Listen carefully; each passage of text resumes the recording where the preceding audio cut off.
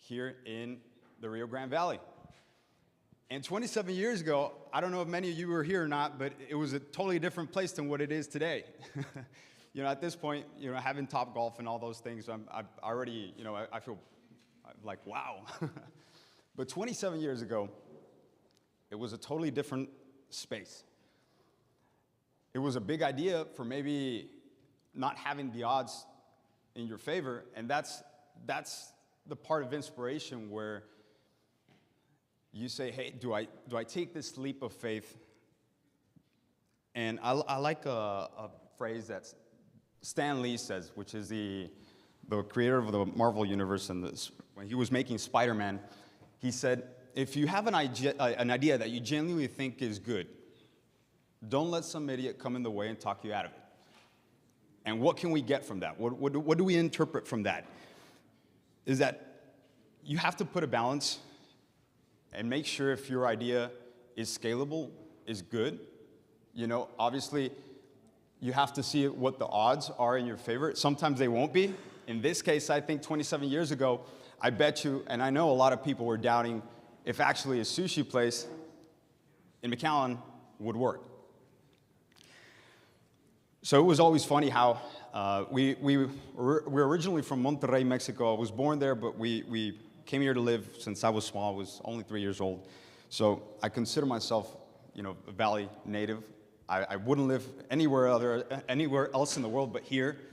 But it would always be funny how he would say he would cross the border and he would be in customs and inspection. They would ask him, what do you do for a living? And he would say, well, I sell sushi. And it would always be funny how, the Border Patrol agents would ask, so what is a Mexican doing in the United States selling sushi? So that just didn't figure, Again, 27 years ago, things were different. And today, I think society has also pushed us to the way to just think different. So odds might not always be in your favor, but if you have an idea that you genuinely think is good, if you think big, things might turn out to be maybe even bigger than what you thought. So 27 years later, thankfully, the Valley has been just amazing. We can't be more honored to be part of, the history of the Rio Grande Valley, all the different cities where we participate. And Komori Sushi in Teppanyaki was born in 1996. And throughout the years has been growing onto different restaurants and different brands within the group. Mori Japanese Grill in the mall, Komori Express, which was our take in fast food. So if you think big, and you consider the possibilities, something very nice might turn up. And it might not even change your life, but it'll change the lives of the people around you. And that's just I think that's so powerful. Because when you're an entrepreneur, you might think of yourself in the first instance, but there's always a why behind it, and I'm going to touch a little bit more on that on the following slides, but you do it for a lot of people, and you do it for a legacy. And maybe you don't realize that at the beginning, but as time goes by, you realize how you want to leave down a legacy for your family, for your friends, and be someone remembered and give back to society. So now I tell you my story. How did I end up here? What did I do? And how am I doing it? And then again, which I'm going to touch on the next slide, is the why. The why factor is very important, and I'm going to ask you to remember that in a couple of slides. So I'm beginning from the beginning. So we all have phases. And this one, in my case, was my enlightenment phase. I was born in Mexico, but I lived here since I was 3 years old. So I went, I'm a Valley native. I love where I live. I love the people. I love the space. I always grew up in the hospitality industry, so my summers were composed of waiting tables, bussing tables, speaking to customers, and I think that's what made me different. That's what made me, I think, more open, more wanting to know about people, about what their likes were, where they were from, what they wanted, and just having that engagement, with customers that blew my mind away. And I always knew, I wanted to be in the restaurant industry. I want to come back, and help in the family business, and put my 2 cents in there. So I was always very clear about that. And then, obviously, you go through high school, and then you start to see if you're good at one sport, and then you start to believe that you might be the next Lionel Messi or Cristiano Ronaldo. And I definitely thought I was going to be the next Cristiano Ronaldo. And that's me thinking I was going to be Cristiano Ronaldo. But then, you realize some things just fall into place. You can call it destiny, you can call it whatever you want. But things start to fall into place. And you can fight for your dreams, but then there's something that tells you inside that it's not maybe for you. So this process for me was called the Enlightenment, where I realized, let me hang the boots. I'm no longer going to pursue a career at Real Madrid and focus on my studies. And that's where I think everybody enters in a phase or at a certain point in life where you take chances. Maybe you change careers once or twice or even 3 times. I know I did. Me thinking that I was always going to be a restaurateur, in the food industry, and I was going to come back and, help out in the family business. I thought, that's my end game. But then college happened, and things start to open up. I studied business administration at the University of Incarnate Word with a concentration in finance, and there was an internship that we needed to do, and I chose to have an internship in Northwestern Mutual. And it got to a point where my dad told me, hey, you know what, if you want to come back, you need to first take your couple of steps on your own, figure out what life is, and, figure out for yourself. And I think that was very powerful at the beginning because, of course, you're in college, you have to worry about grades, and that's pretty much it. And I think that is a huge benefit in the United States with the whole, we have a lot of initiatives and a lot of things that help us, sustain ourselves. So I knew that I needed to find a job. I knew that I needed to find a job to pay my bills, at least for the first couple of years. And I wanted to do that too as well, just so I can say, hey, you know what, I did this myself. Come back and say, hey, I'm independent. I can do this myself. I can, I'm purveying for myself. I'm saving for myself. And I took this course with Northwestern Mutual. It was an internship that was offered in the campus. And when I was about to graduate, they decided to give me an offer for work. I was looking for opportunities in the restaurant industry so I can further my knowledge and my understanding of it. But sometimes life takes a turn, and I took the chance. So I became a financial advisor for 4 years at Northwestern Mutual. First 6 months were great. I had a lot of fun. As many of you know, financial advisors, you cover a whole spectrum of things, and I was glad to be part of people's lives where I was still able to communicate with them, and talk about their financial goals, where they wanted to be, where they were at, and just giving that financial security. It was a huge thing for me because, at the beginning, you're starting off on your own, and this profession, sometimes it's just knocking on doors. It's just knocking on doors and asking if they give you an opportunity to speak to them for 15 minutes, see if you can sell them out, and pitch them an idea that, I'm going to give you, and I'm going to try to give you and your family financial security and give you the tips that you need to do this, this, and that.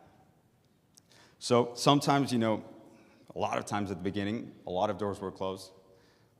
A lot of people said no, and that was a part of me that, it definitely was a downside, but I enjoyed it a lot. The outcome of just, gathering that client and actually doing well by them and their family and actually putting them on track to give them that financial security was worth way more. So it was a lot of learning curve and experience for me. But at the end of the day, I still wasn't there. I even thought, for a minute that, my career just shifted. It changed it. I'm going to be a financial advisor. A lot of what we do here is we have to study for a lot of exams. You have to take securities. You have to know how how the market works. And I invested so much time and energy to this, which at that point I said, you know what, this could be my thing. So the first year went over, and I was still not feeling myself. I was still not there. And although it's an amazing profession, I wasn't in my element. I just didn't feel as if, I needed or I had to be there. So all of a sudden, I have this talk with a motivational speaker that came in, and he said, think about your why. Why are you doing things? So I think that why is another one of those values that I was talking about that is very powerful, along with also inspiration. So you as entrepreneurs or future entrepreneurs or even business owners, you have to have a why. And that why has to be stronger, and it has to be bigger than yourself. It has to be. A lot of people might say, hey, yeah, I think I'm big enough, so by all means, get yourself as your why. And that's good. But your why is your family. Your why might be your religion. Your why might be a greater cause for you to impact not only yourself, but the people around you, and do well by that. That why is very powerful, and it could impact a lot more lives than what you can actually think. So that why is what you get up in the morning, if you have a bad hair day, or it's just not the best day or life happens. You think about your why, and all of a sudden, things don't look as bad as they could be. Because at the end of the day, my why is divided into two things. Obviously, into a professional, ambition for wanting to grow in the restaurant business, but also my family. So those are my two motivations. Why am I doing this? I want to get there, or at least try. So the why is very important. So I do invite all of you just to close your eyes and think of your why. And it doesn't have to be right now, but just think of what's important in your life and decide what that why is. And think about it every day. If you write it down on a piece of paper and you get up and you think about your why, I promise you, days seem a little bit more easier because you have a purpose in life. And a lot of us maybe wake up and go and just it's a routine, and we lack sometimes purpose, and the why gives us that purpose. Why are we doing it? Could be small, could be big, but have your why. And that's when a lot of you may have seen this movie, but The Pursuit of Happiness with Will Smith. I think it's very powerful in certain ways and in certain messages that they were giving me. So this motivational speaker that taught me that why, that showed us what that why was choose your why, and throughout that process of achieving it, you're going to go through a pursuit of happiness. And let me read this out to you. Your plans and the motivation it takes to get where you are, to where you want to be, is composed of small steps that become your greatest stories. So at the end of the day, we sometimes think, hey, you know what, when I reach my goal, that's where I'm going to be happy. That's where I'm going to say, hey, yeah, I'm going to tell all these stories. No, I find it how everybody has to live that process. And those are going to be your stories. Those are going to be the success stories. The downs, the ups, the little steps. I found my why at my first year as a financial advisor, and I said, you know what, I'm very grateful to have this opportunity. I took this chance, but I know what I want to do in life. I want to see people happy eating food. I want to see them, getting a role and enjoying it, and being innovative with the way that we present food, that we taste it. It's something funny when you find your passion, but when you do, stick to it and try your best to get paid for it. So it was my dream, and I was like, I didn't have another thought in my head just saying that, you know what, I have to go back. I have to go back, and I'll do my best, but I'm going to finish this process in a timely manner, but I have to have a plan, and I have to have a why. Although I knew that I wanted to end up back in the restaurant business, in the family business, a lot of you, some of you, or all of you might understand that as entrepreneurs, and you want just a little bit more. So I was going to come back, and I was going to be part of the family business, but then again, it's been my life, and I love it, and it's what I get up to every day, and sushi is my life. But there was some small element that said, hey, you know what if I did something for myself? What if I did something, that I pitched in, that I put the first rock in? And then I found my why, and I said, you know what, I'm going to save up to have my own restaurant. And that's what I did. So the first year, I saved up, and I didn't have enough money. The second year, I saved up, and I didn't have enough money. The third year, I saved up, and I didn't have enough money. And then the fourth year, I saved up, and I was able to take part and build what today is my climb of the mountain throughout my pursuit of happiness. And a year ago, we opened up Mula Cantina, a modern Mexican restaurant down here in Sherry Road, in the beautiful city of Mission. So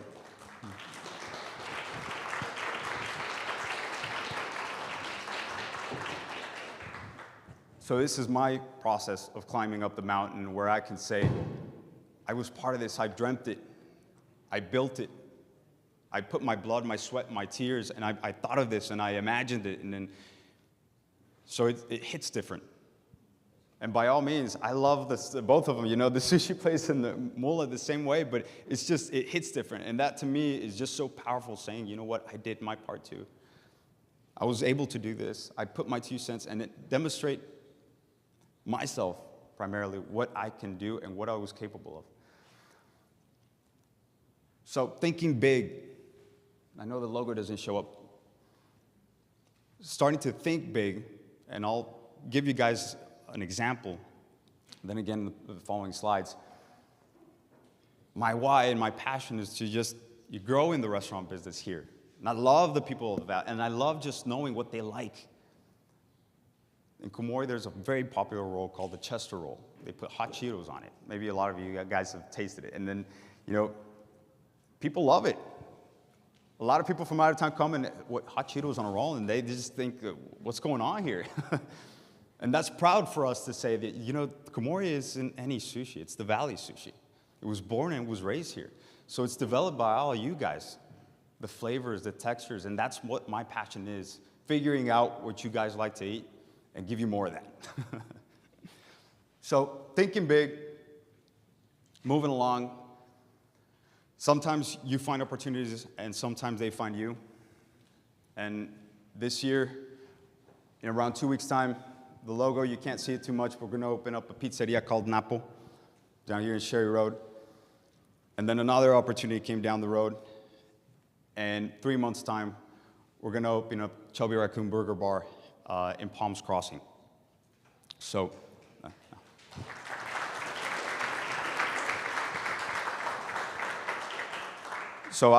I can proudly say that this is part of my climbing the mountain, my dream of doing something myself where I say, hey, I was part of this since the beginning. I was able to build, I was able to know, to say, and I'll be honest with you guys, I don't know if this is going to work out. I don't have that assurance. I don't have that knowledge, but I'm thinking big, and I'm aiming at the highest point in the mountain, and if I make it, I'd rather stay with that. I tried, and I did, rather than I could and I should. So let's think big, touching on points. So if you think big, that's the only thing the IRS doesn't tax us about. So if you think big, the IRS doesn't tax you for that. You can imagine you winning the lottery and doing that, and that the IRS won't tax you for that, so that's fun. So think big all you want. After that, I'm going to go through an exercise, which is the circle exercise. And I describe it in 2 ways. Aim high or just think big. So if you're that person with the arrow and you shoot the target at the highest peak of the mountain, and you don't make it, but what happens if you hit this one? It was way better than what you started out with. So if you think big, it's like aiming small. probability of you hitting the target is just bigger.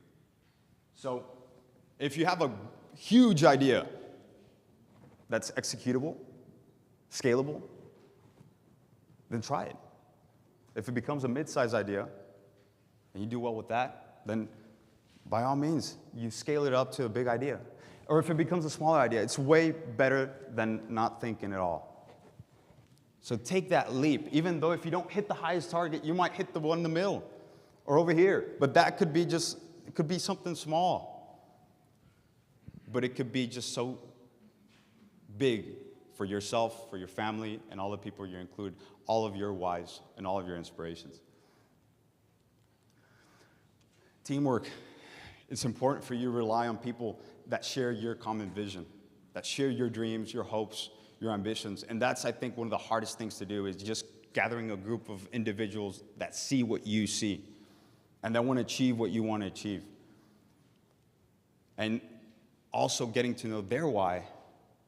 And if both of you, or 5 of you, or 10 of you, or 20 of you in the team get to that same vision, check marking their whys, everybody wins. Scaling an idea of a business really is also thinking about an idea where, you might as well just showing up to work every day and you're building this business, make sure it's scalable. Think about how you can grow it. Think ahead, have medium and long-term goals, so you can see how do I picture myself if this business, turns up to be 5, 10, 15 locations. Be prepared for that. Envision that. And if you find yourself in a mix where you don't, you're not maybe selling as much as you want, or you just hit a plateau where you don't know what to do, you have 2 options, and I look at it this way. You either change your goals or change your behavior. If you have a measurable goal, a realistic goal, and you have a good work ethic and a good behavior, the probability of you hitting that is so high. And I'll give you an example, but in this case, Earth is somewhere over here. If I were to tell you that I went on Shark Tank and they gave me $2 billion because my goal was to take a rocket ship from Earth, go to Saturn, touch its ring, and then head back in less than 24 hours, what would you say?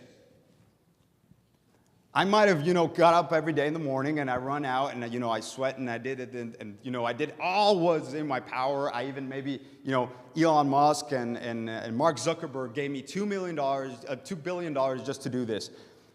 But my goal isn't realistic. It's 1.4 billion kilometers away from Earth. So it's not realistic, even though I have a strong work ethic, even though I have maybe, the investors that back me up, that goal isn't measurable. So try to measure your goals and try to be real with them. Stick to them. Even though they're small, that's part of your pursuit of happiness. That's part of your why, and you have to celebrate that. Because those are what turn into your biggest stories. So dreams are built with a component or a lot of things. But for my experience and my pitch is grab your inspiration. Grab someone that you admire. Not compare yourself to him, but definitely see where their opportunities lie, where their wins are, where their losses are. And try to be more like that person, that place, that thing that inspires you. You have to have inspiration. And then ask yourself, what's my why? Is it my family? Is it maybe more income, more whatever it might be, but whatever motivates you and gets you off your bed and puts you in a better attitude and gives you that motivation and that fierce mentality, you have to have your why. And enjoy that pursuit of happiness. And pursuit of happiness isn't just happiness. It's going to be a lot of ups and downs. But that's going to be what are going to make your greatest stories. So ladies and gentlemen, think big. Think big. Grab your inspirations. Dominate your whys, and trust in yourselves to your maximum potential. Thank you very much.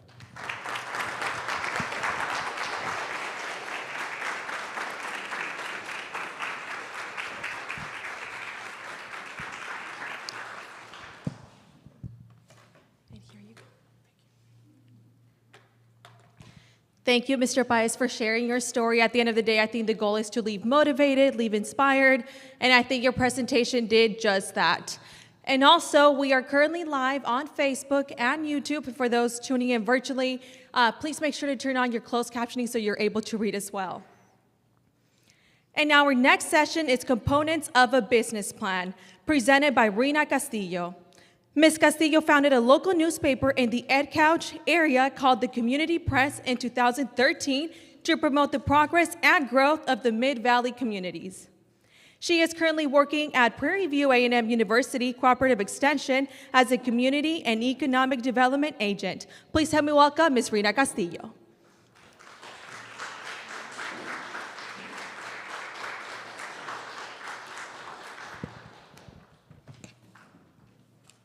Would you like the microphone here, or do you want to hold on to it?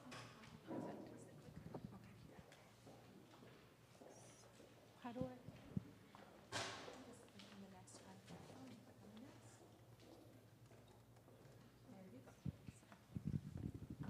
Hi, good morning, everyone. My name is Rina Castillo.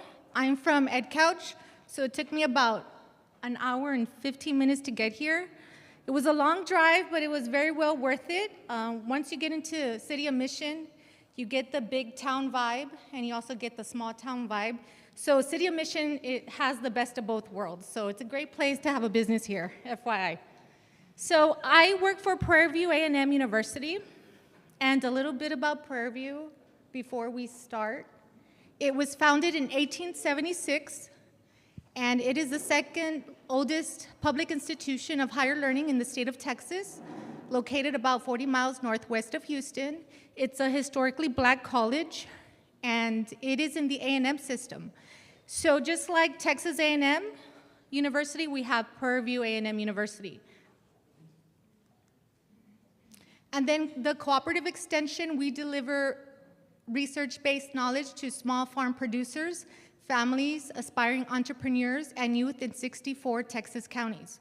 So Texas A&M AgriLife Extension, we have Prairie View Cooperative Extension. And just like they have 4-H and Ag and Natural Resources, Family and Community and Health, we have the same thing. The only thing we have extra is Community and Economic Development. And so I am the Community and Economic Development Agent. I work in the areas of small business, home ownership, and workforce development. So I do a little bit about everything. I'm basically a resource. So if you call me and you need help on something, it is my job to figure out if there's a program out there that can serve your needs or your friends' needs, your family's needs, or the neighbor's needs, you know, whatever.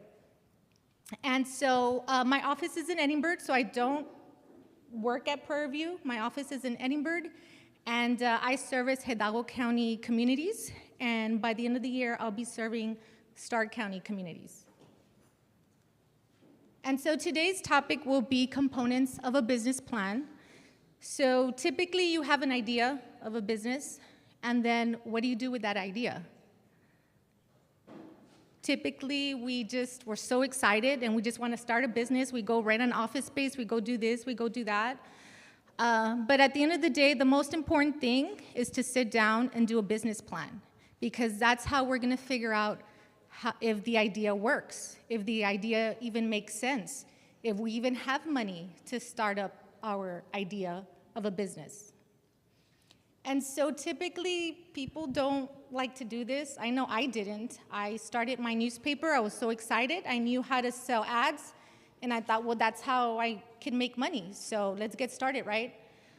At the end of the day, it was a huge struggle the first 6 months because I didn't have a business plan. I didn't know who my market was, my potential clients. I didn't know who was going to do the whole management, because I knew how to sell, but who was going to do the design? Who was going to deliver the paper? Who was going to do all the other stuff, right? And so that's why there was so many bumps in the road. I didn't think about that. I was just too excited to start, and a lot of people do the same thing. Nothing's wrong, but I'm glad that there was a lot of other resources out there that I bumped into, and it took about 6 months to figure out, like, hey, I think I need a business plan, right? And so today's objectives are learn about the importance of business planning, learn the components of a business plan, and how to do a business plan. So a business plan can be a little intimidating. I know it was for me when I went to one of our resource partners, and they gave me like a 30-page booklet of a business plan. But I mean, within time, you'll end up having 30 pages. I already have past 30 pages. But at the beginning, any business plan will do. It could be a 1-pager, a 3-pager. So a business plan is a roadmap for your small business growth and development. It communicates who you are and what you plan to do and how you plan to do it. And it also helps you attract talent and investors. But remember that the business idea or a business concept is not the actual plan. And so it creates an effective strategy for growth. It determines your future financial needs. It also offers solution strategies to any potential barriers. So in a business plan, you end up brainstorming and you think about what type of barriers are you going to have in your business. For example, sometimes small businesses, one of the barriers is if it's too cold and nobody wants to go to their business. So, what can you do to make sure that you're making money? Well, it's hardly ever cold here, right? Or sometimes a business, the need for their customers are in the summer, right? Because sometimes the summer is a little slow, and sometimes they rely on school employees, and a lot of school employees are off. So this is the stuff that we think about in a business plan that we need to create and offer solutions. It also attracts lenders and complete grant process and get awarded. So sometimes the county or the city, they offer, or chambers or EDCs, they offer grants. But in order to apply, you need to submit your business plan. So, if you already have it ready, you just need to fill out your application and then submit your business plan.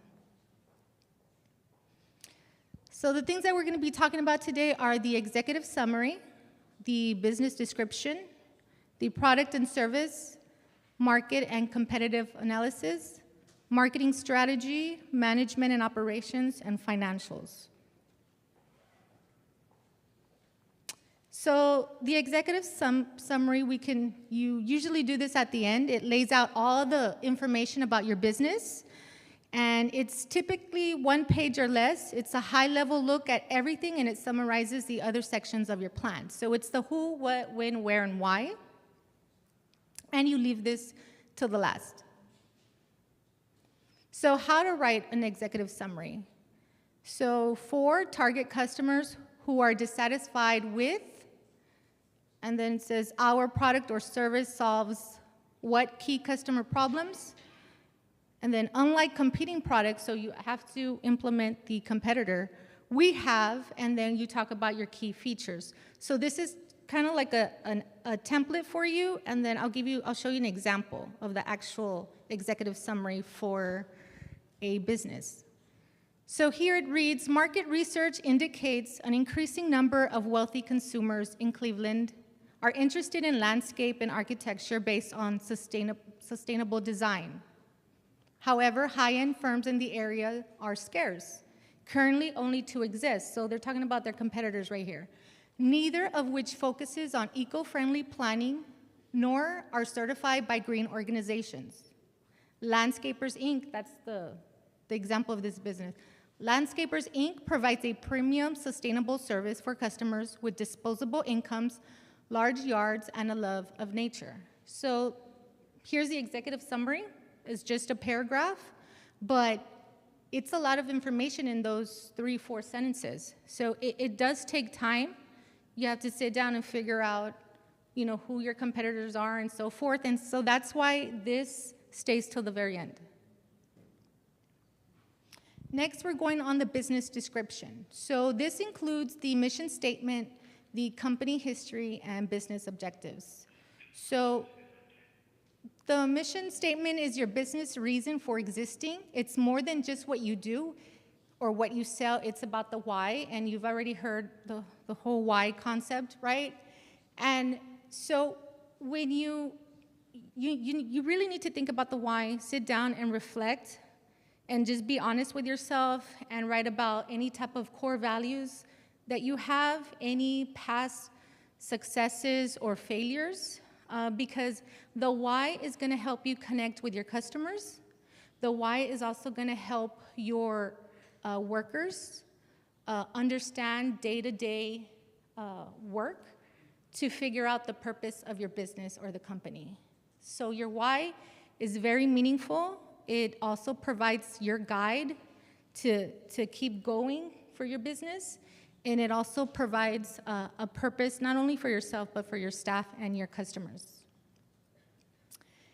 So go ahead, in this business description, you include the company history, any type of like the founding date, location, any type of leadership, number of employees, the products and services, and then you implement business objectives. So the business objectives, they have to be specific, measurable, achievable, realistic, and time-bound. Or they must be tied to key results, like any type of metrics and numbers. And then I'm going to go ahead and show you an example. So what I'm talking about today is, a lot of people want to ignore this because it does take time, right? It takes a lot of thought, but it really, even though I'm saying it takes a lot of time, it really saves you so much time and it saves you so much money. So here's an example of a business description.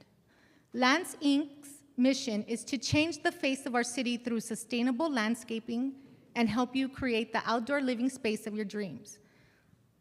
Isn't that a beautiful statement? I mean, they do landscaping, right? And you're knocking on somebody's door and you're trying to sell your pitch. And instead of saying, you know, I can do your landscaping so it can look nice. No, I'm here to change the face of the city. You know, I'm not here to just change, you know, your landscaping area. I'm here to change the face of the city through sustainable landscaping and help you create the outdoor living space of your dreams.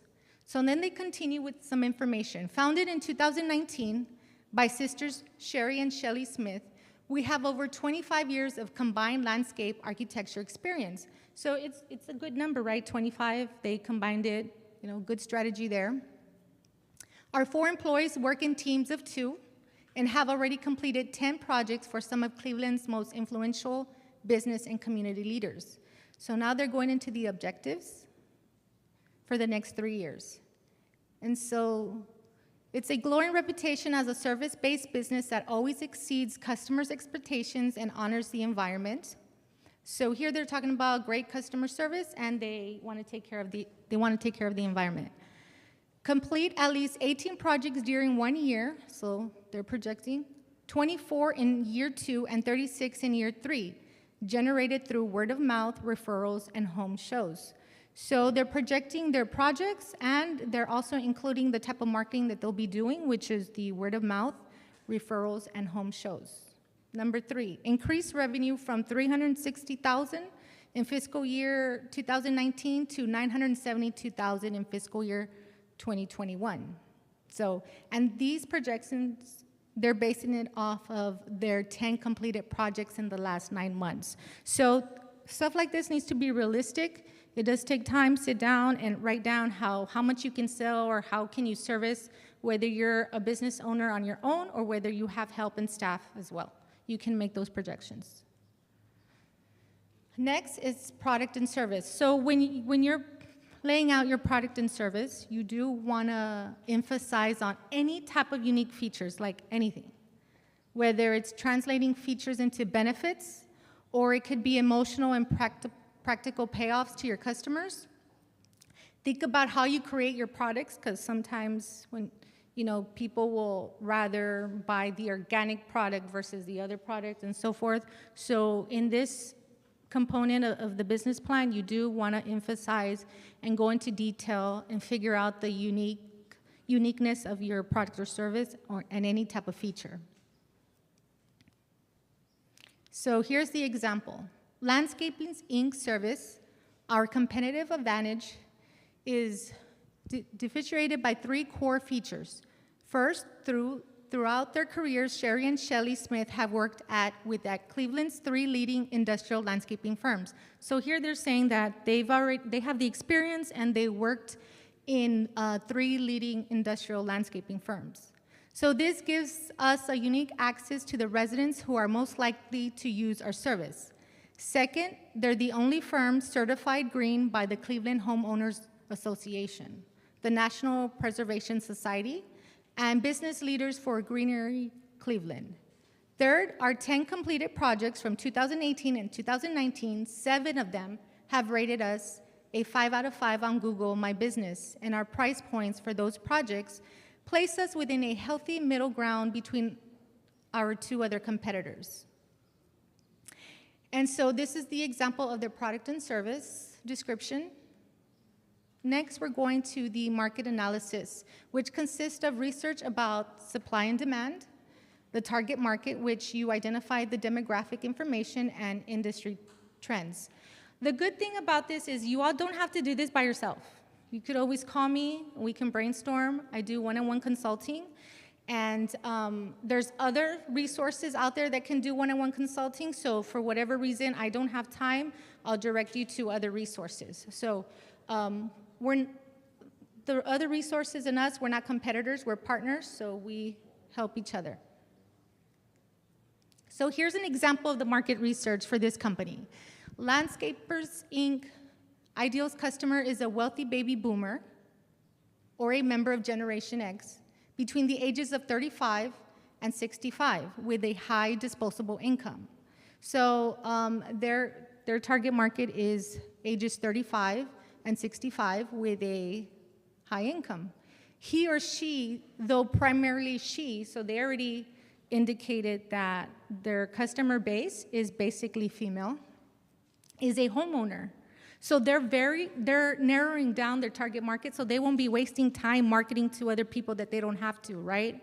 And so this is something that we have to do in our business plan for our own type of business, whether it's a product or service. Figure out who exactly you're targeting to. And don't be one of those, well, anybody can buy my product, anybody, I can service anybody, because I was the same way. I had a local newspaper, and I thought any business can buy my ad, right? Because all the businesses need to advertise.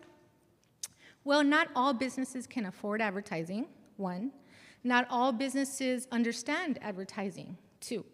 So that was a struggle there because I didn't really know who my customers were, because I never really sat down and did a business plan.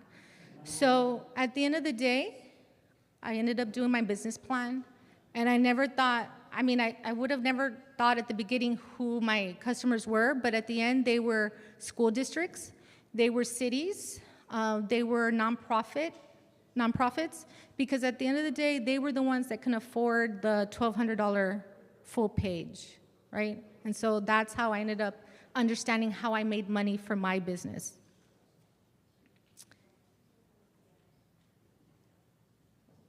So they're a working professional or recently retired.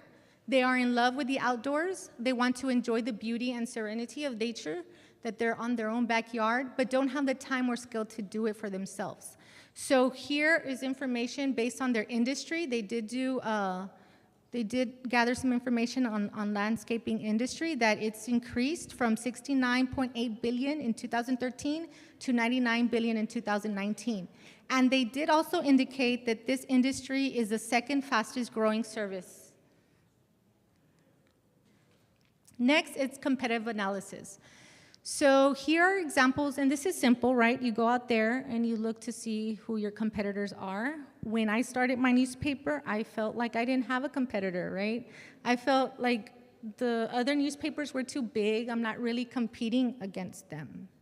But then I started knocking on doors at the schools and the cities, and they're like, why should I advertise with you when you only have 15,000 copies and I could just go to another, I'm not gonna name the other, but I can go to another bigger company, right? And so that's when I figured, oh my gosh, I really need to pitch it based on my competitor. I really do have competitors, right? Any business that does what you do, regardless of the level that they're in, whether it's a big company or even a smaller company than yours, they're your competitors.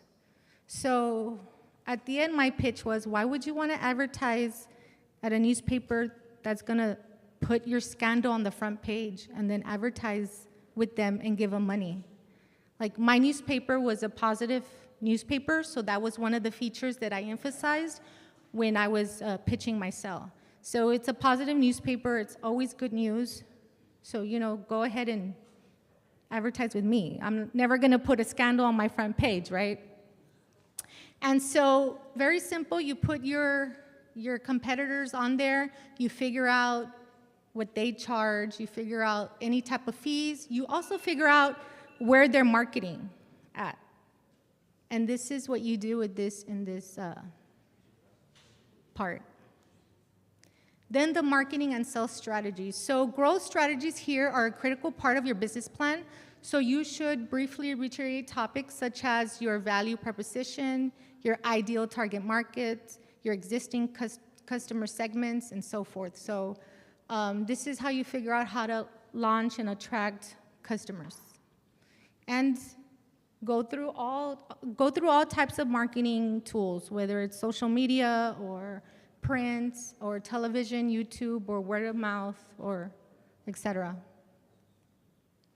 Examples of marketing and sales strategies. So this is something simple. It's just a paragraph. Landscapers Inc. marketing and sales strategy will leverage in order of importance. So the priority to them was word of mouth. So word of mouth is pretty good, but just don't hold on to word of mouth. You need to do a lot more than just that. And word of mouth typically means you have to give out the best customer service, right? So that way they can refer you. Reviews and ratings, local Google ads, social media, home shows, and direct mail. So the reputation is the #1 purchase influencer in high-end landscaping design. Channels 1 through 4 will continue to be their top priority, which is word of mouth referrals, reviews and ratings, and local Google ads. And it says, our social media strategy will surround YouTube videos of the design process, as well as multiple Instagram accounts and Pinterest boards of showcasing professional photography. Lastly, our direct mail campaigns will send a carbon neutral glossy brochure to houses in wealthy neighborhoods. So they are also doing direct mail as well. Organization and management. Typically, we start off our business and we want to do everything. I know that's what I did. I started designing the paper. I started selling ads. I picked up payment. I send my design to, well, the Monitor prints everybody's paper here in the Rio Grande Valley. So we send the design to the Monitor. They print. I would drive, go pick up 15,000 newspapers. It took me like, I think 2 times I had to go. I have a truck. And I would deliver. It took me 4 full days from 8 to 5 with an hour lunch. And I got a couple of stories in, but I also had to do fillers, so I even wrote articles. It was crazy. And I had to do this bi-weekly because we would print every 2 weeks. I don't know how I did it, but I'm glad that I survived. Not everybody survives, but after the first 6 months, I ended up doing the business plan, and I figured that while I was doing my business plan, I thought, man, I was so lost. It was just all over the place. Just because I knew how to sell an ad, I just woke up one day and started a newspaper. It was a little crazy, but I don't recommend that you do that, and that's why I want to emphasize so much on the importance of a business plan. So identify your team members and explain why they can either turn your business idea into a reality or continue to grow it. So you can get help as well if you have friends or family that know a lot about social media, have them help you out, whatever you can pay them, whether it be a stipend or something. But make sure that whoever helps you out can actually help you out. I remember my mom was telling me, can you give your cousin a job? And I'm like, okay, so what can they do? And I was talking to my cousin, and I was like going a list of what I needed, and she couldn't do anything. And I'm like, how am I gonna hire her then? Like, make sure you hire people that can really help you. So this section of your business plan should show off your management team, superstars, highlight expertise and qualifications throughout. So here is an example of the organization and management. So you have #1, Sherry Smith, and she's the co-founder and CEO. So you put And you can put it in bullet points. It doesn't have to be in sentences. Talk about the education, professional background, if there's any awards and honors, and if they have any notable clients. And then if you don't want to do one of these for each staff member, there's an example for a crew. It says Landscaping Inc.'s creative crew. You can put the number of employees, and then the number of employees, you can gather their actual years of experience. And then if they want any awards and so forth, you can add that there. So next, it's financial startup expenses. Structure of business. Make sure that when you start structuring your business, when you register your name, when you get your LLC, when you get your business account, all of that has fees, right?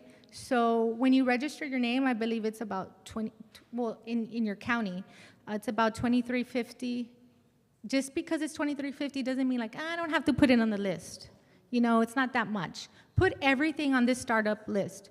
The LLC, it's about $300, and then when you open up your business account, sometimes you need to, put in a deposit. Like some banks want $250 or so forth. So add that on this list on your startup expenses, your rent and your deposit.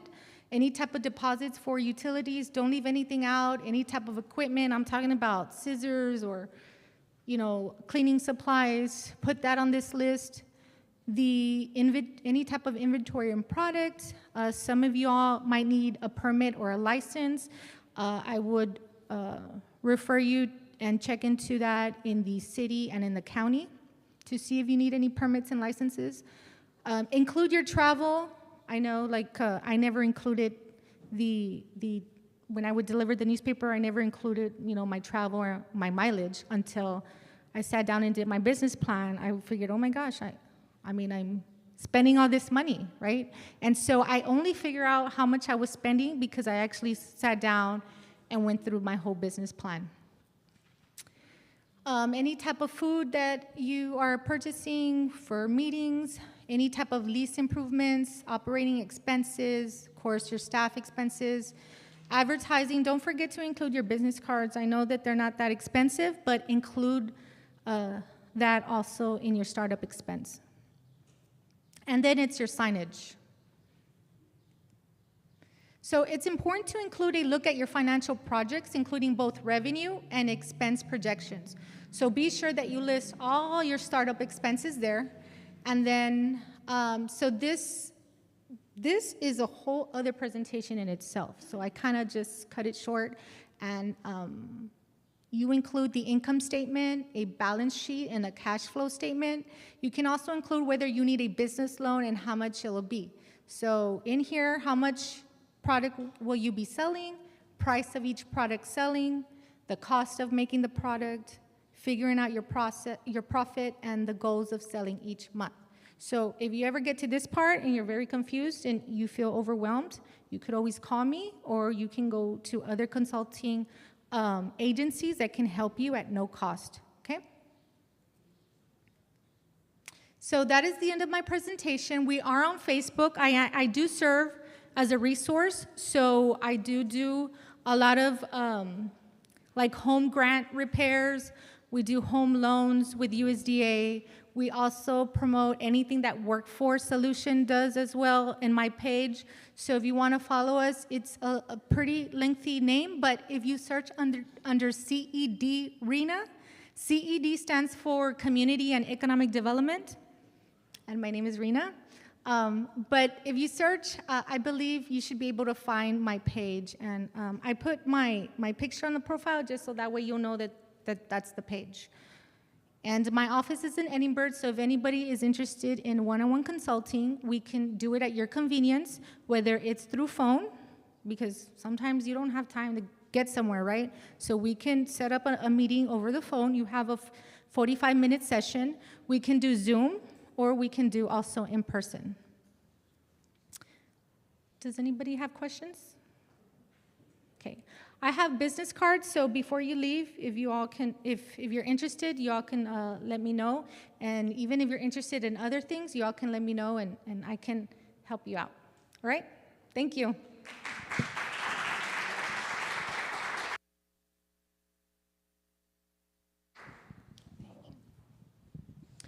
Thank you, Ms. Castillo. Another round of applause for our first two presenters. I want to thank them for their time, for sharing their experience, their advice with all of us today. And we have a lot more coming, a lot more planned, but for now, we'll take a 10-minute break. We'll be back shortly. And restrooms are located as soon as you exit the room to the right, and you'll see them on the left.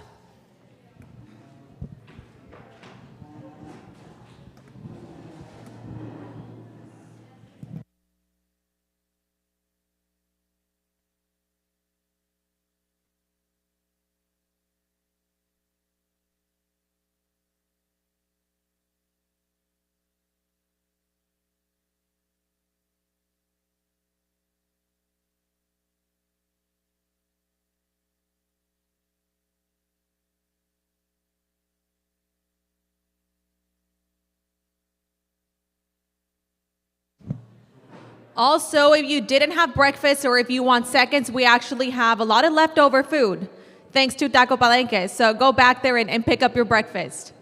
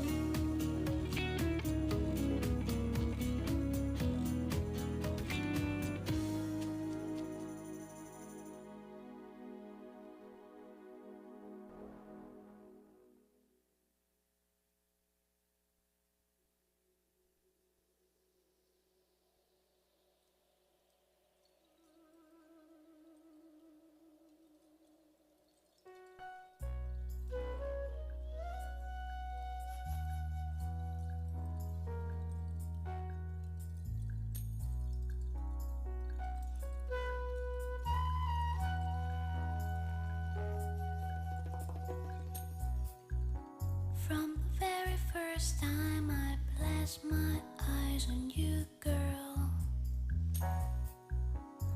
My heart says follow through. But I know now that I'm way down on your line. But the wait and feel is fine. So don't treat me like a puppet on a string. 'Cause I know how to do my thing. Don't talk to me. And founder of Dip It by Pilar, a small manufacturing plant that makes dips with a healthy twist. Dip It comes in different flavors like chipotle, cilantro, and jalapeno. I dare you to try them and live without them.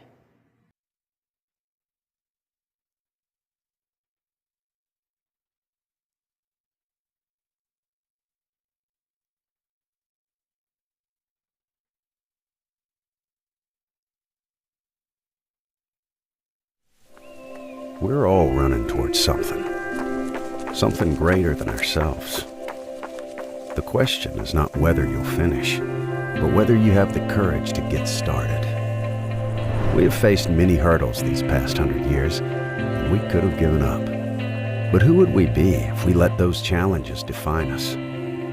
We choose to keep running. The roads we've covered tell our story, show our passions, what we value, and the hard work we put in. Some may ask, why do we keep running? It's simple. To remain true to our community and to our vision.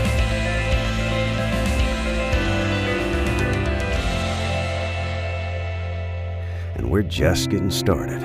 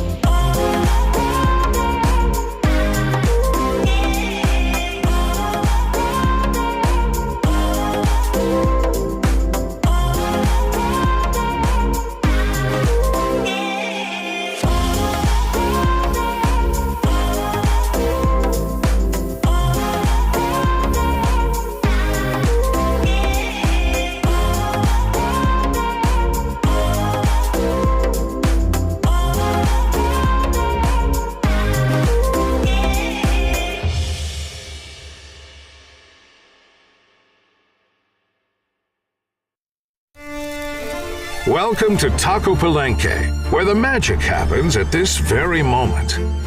And especially for you.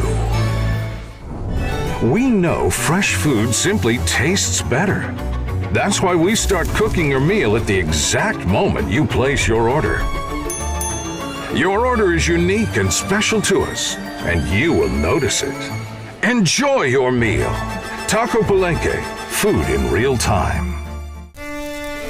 Welcome to Taco Palenque, where the magic happens at this very moment. And especially for you. We know fresh food simply tastes better. That's why we start cooking your meal at the exact moment you place your order. Your order is unique and special to us, and you will notice it. Enjoy your meal. Taco Palenque, food in real time. Welcome to Taco Palenque, where the magic happens at this very moment. And especially for you. We know Welcome to Taco Palenque, where the magic happens at this very moment.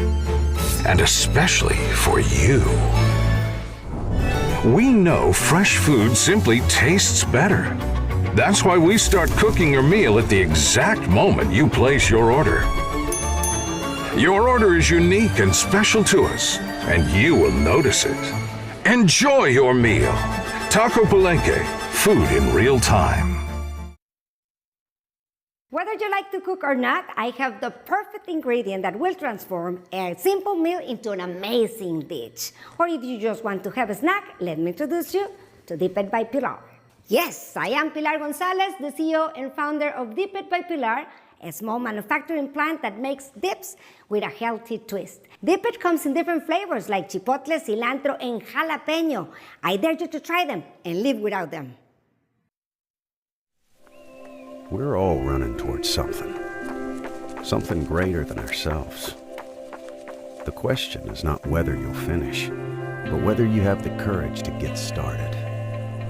We have faced many hurdles these past 100 years, and we could have given up. But who would we be if we let those challenges define us? We choose to keep running. The roads we've covered tell our story, show our passions, what we value, and the hard work we put in. Some may ask, why do we keep running? It's simple. To remain true to our community and to our vision.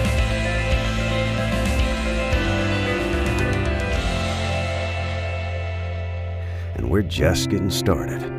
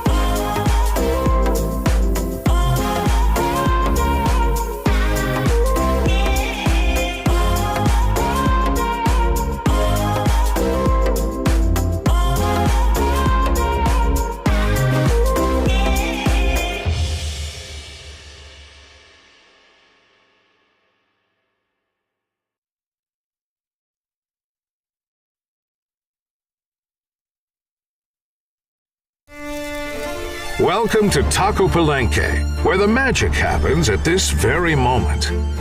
And especially for you. We know fresh food simply tastes better. That's why we start cooking your meal at the exact moment you place your order. Your order is unique and special to us, and you will notice it. Enjoy your meal. Taco Palenque, food in real time.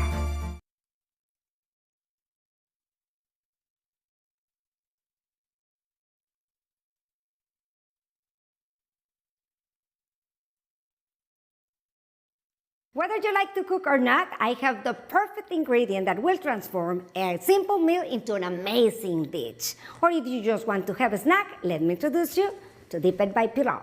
Yes, I am Pilar Gonzalez, the CEO and founder of Dip It by Pilar, a small manufacturing plant that makes dips with a healthy twist. Dip It comes in different flavors like chipotle, cilantro, and jalapeno. I dare you to try them and live without them.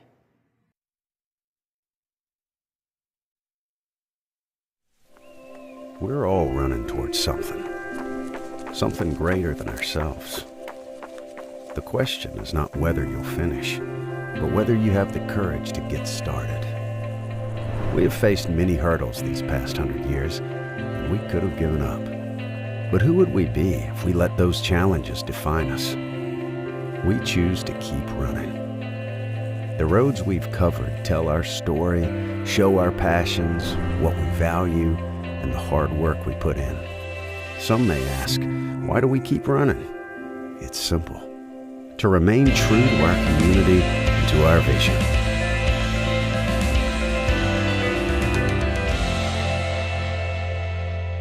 And we're just getting started.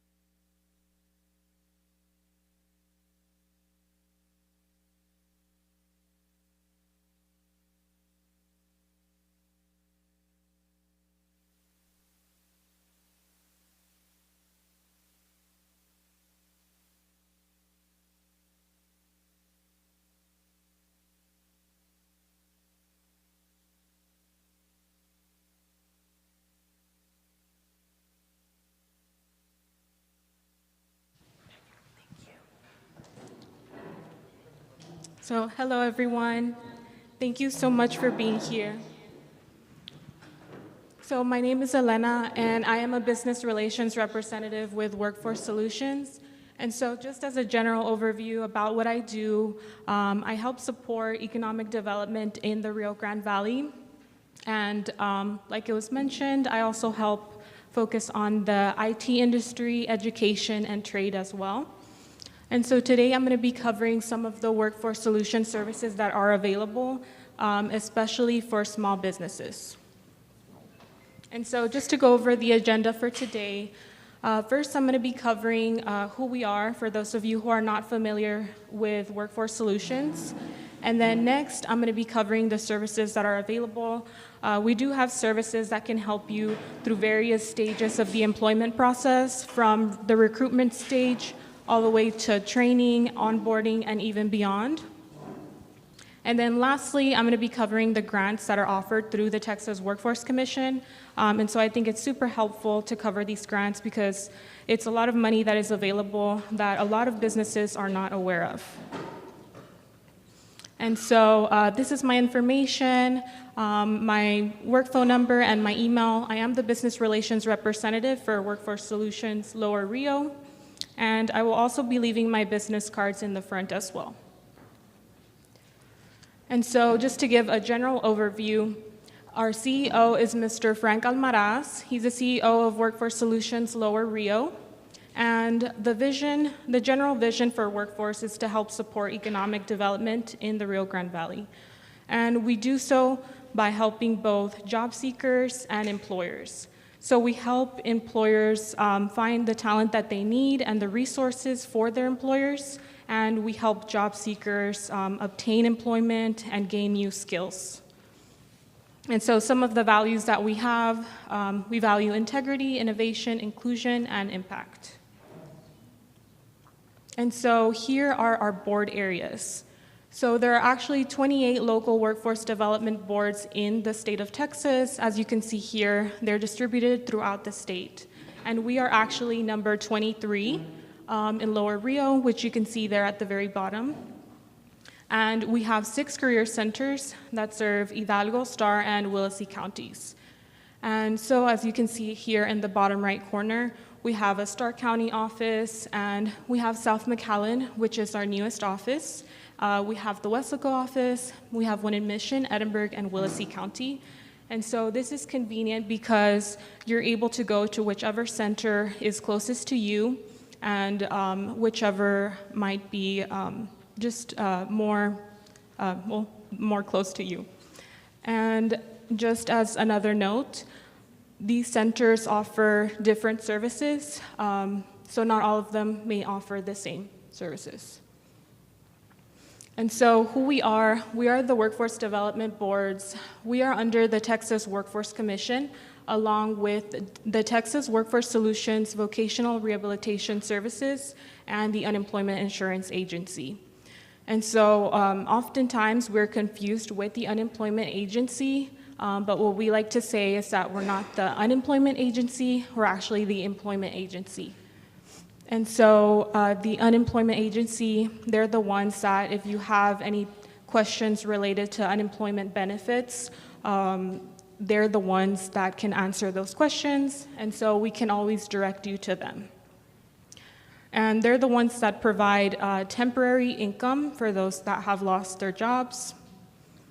And so then we have the Texas Workforce Solutions Vocational Rehabilitation Services Agency. So this agency is super helpful in that if you're an employer that hires individuals with disabilities and you need any sort of accommodations to make the workplace more comfortable and just a more accommodating workspace, then they're able to provide you with the means to make it a more comfortable workplace. And so this can be anything from translating services to any sort of devices that you might need, any sort of technology that can help assist these individuals. And then lastly, we're the Workforce Development Boards. And so like I said, we help employers and job seekers. And so just to give a general overview of the economy in the RGV. Our population is at 1.4 million as of 2022, and this is projected to grow substantially over the next 5 years. The total regional employment here is 480,000, and it's also projected to grow substantially over the next 5 years. And also, the average earnings per job as of 2022 are 48,000. And this is notable because we are actually behind on a national scale. The national average is 79,000, and of course, we have to take into account the low cost of living here and other factors as well. But as a workforce development board, we want to make sure that we are helping employers have competitive wages.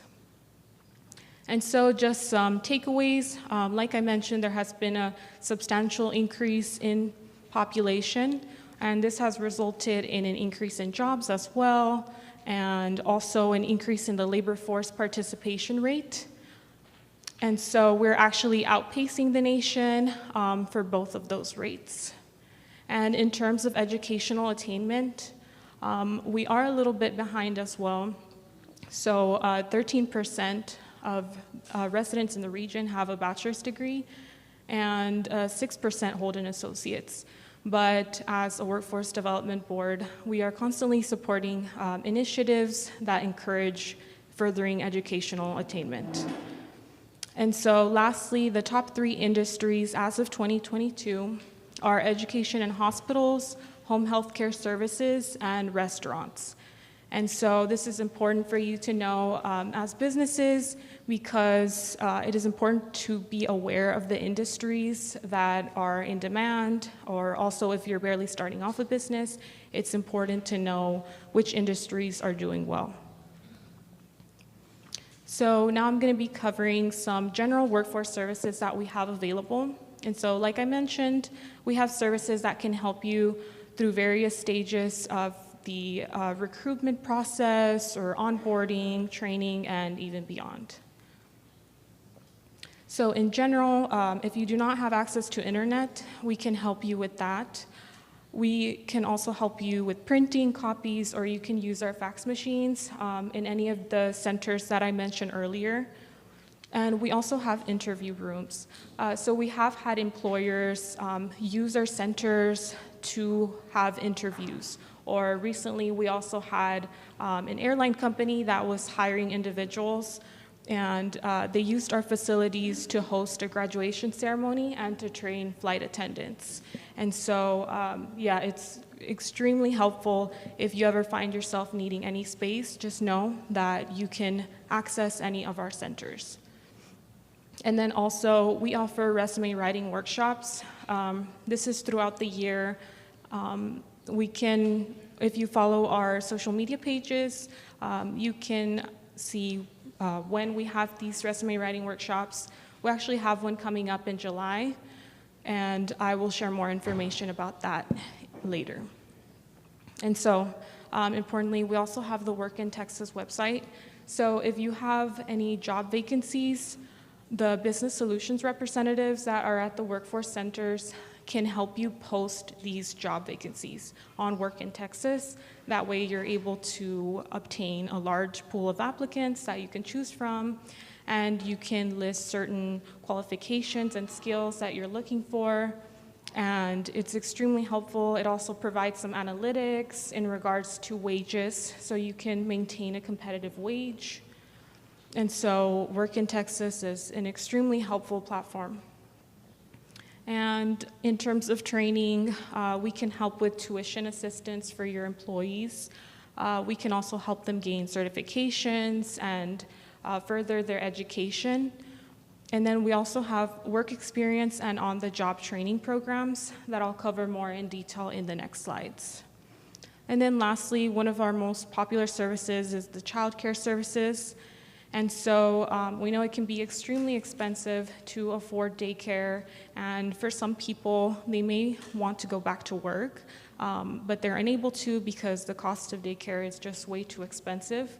And so we're actually able to cover some of the cost of daycare, and this is based on, we take a look at your income and your household size, and depending on that, it determines what amount is covered of the daycare cost. And so, like I said, it's an extremely popular service, and there's actually a wait list right now. So if you require this assistance, I would highly recommend getting on the wait list. And so now for recruitment assistance, like I mentioned, there's the workintexas.com website for posting job vacancies. I know there are many other platforms, but they might be more difficult to navigate, or you might require some more support. And we also have pre-screening of qualified job applicants. And so if there's skills or qualifications or a certain educational level that you're requiring, then we can help with that as well. And then we have many job fairs and hiring events throughout the year. Some of our most popular are the Hiring Red, White, and You, which happens in November. And also, I believe it was in January, there was the Jumpstart Career Fair that is also pretty popular. And so you can always follow our social media pages to keep in the know about all of these job fairs that happen. And as an employer, you can also reach out to us if you would like to have a booth at any of these job fairs. That way you can fill your job vacancies fast. And so, like I mentioned, we have social media pages. We have Facebook pages, the RGV Operation Get Hired, where a lot of job openings are posted, and there's a pretty large following, so you can rest assured that it's gonna reach a large audience. We also have skills assessments, and so with platforms such as HR Avatar, the job applicant is given a sort of test. So, for example, if you want to hire somebody that's good at math or at writing, then through this platform, you're able to test their knowledge about that. It gives them a sort of test and scenarios. And then you're able to see how they score in comparison to other individuals. That way you're able to pick the most qualified applicants. And so HR Avatar also has a video interviewing software and also a reference checking feature. And it makes it very easy for individuals to simply put their to list their references, and you can access that information whenever you want. And then, of course, like I mentioned, you can use any of our Workforce Solutions facilities. Like I was saying, if you need for any sort of training or for a little graduation ceremony or for anything that you might need it for, you can definitely reach out to us. And then lastly, the labor market information. So every month we distribute the labor market report. And in this report has a lot of very useful information about Texas and about the region as a whole in terms of the unemployment rates and different industries and the wages and things like that. And so I highly recommend everybody to subscribe for this, but we can also provide more personalized labor market information. So if you're thinking about starting a business in a specific industry and you would like to make a more well-informed decision, especially in regards to wages, if you want to have a more competitive salary, or if you want to see how a certain industry is doing, then you can reach out to me and I can help you obtain that information. So in terms of training and retention, so like I alluded to earlier, we have the on-the-job training and work experience programs. And the work experience program is actually really helpful, especially for businesses that are just starting off, because it can provide up to 100% of wages for up to 6 months. So basically, we pay for your employees' wages 100% up to 6 months. And this is super helpful if you're starting off, because I know it can be expensive to get more employees.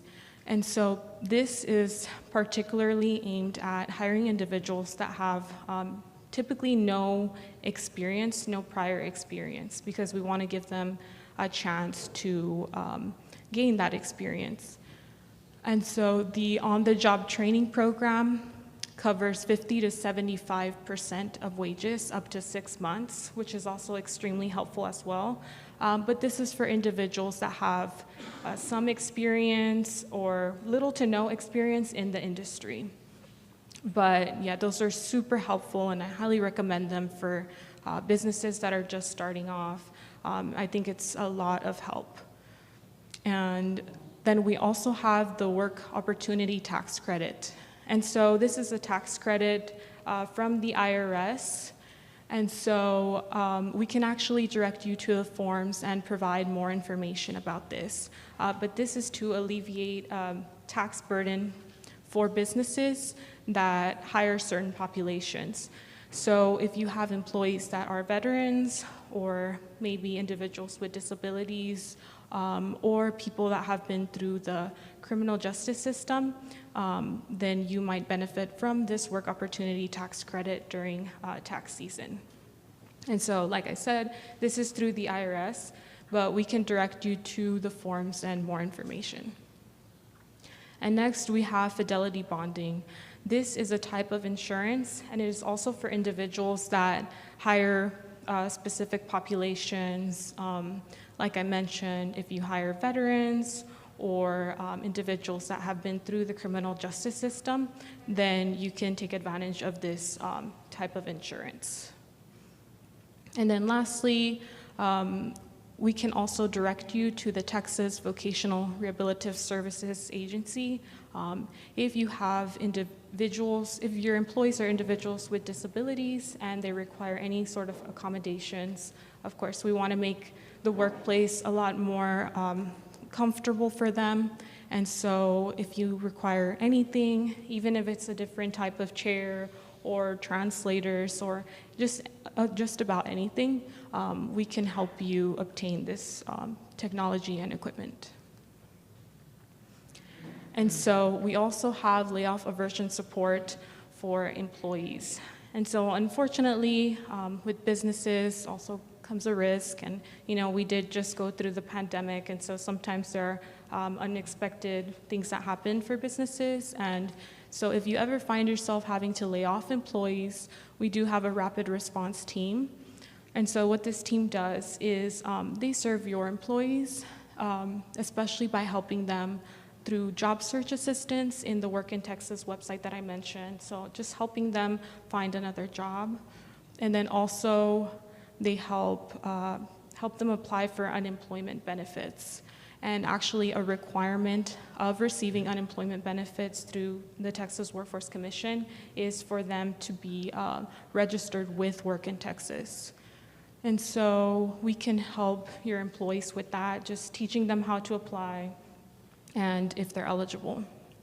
And then also we provide labor market information. So especially information regarding the occupations that are in demand. That way, if they think they might need a career change, or if they want to just try something different, we can let them know how other industries and occupations are doing. And then lastly, we have some seminars. Of course, it is a very stressful time for them to be without a job. And so there are group stress management seminars throughout the year, as well as financial management seminars that teach them about budgeting and just handling money in general. And so those are some really helpful things to have. And so if you find yourself having questions related to employment law or policy, we might not be able to answer those questions for you, but they can be answered through the Texas Workforce Commission. And so TWC actually has a handbook with a lot more answers to additional questions that may arise when you're developing your business.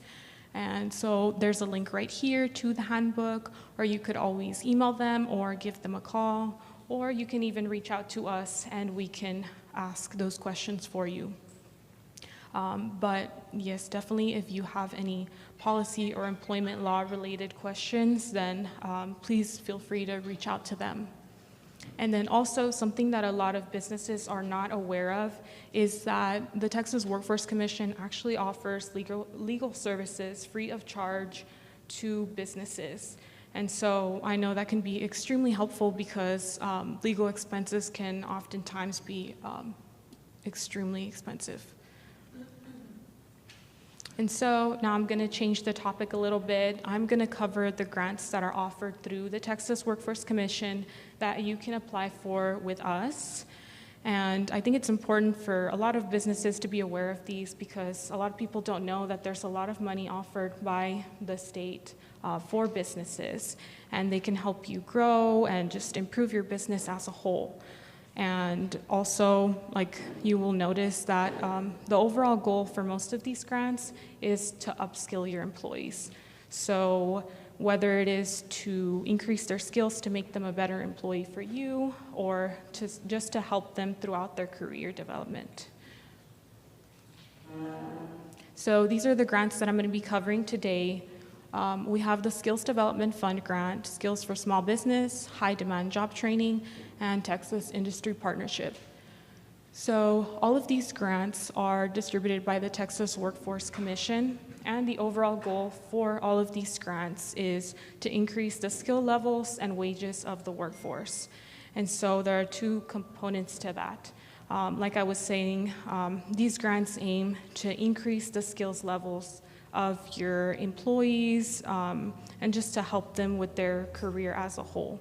And then next, there is the wage component. Like I was mentioning, as a Workforce Development Board, we want individuals to gain a more competitive salary and to just have like an overall improved way of living. And so what you'll also notice for a lot of these grants is that there is a prevailing wage criteria. And so what this means is there's a specific wage that you have to be paying in order to qualify for these grants. And so I can talk more about that. So for the first grant, we have the Skills Development Fund grant. Like I was saying, the overall purpose of this grant is to create customized training for incumbent and new workers, so for upskilling.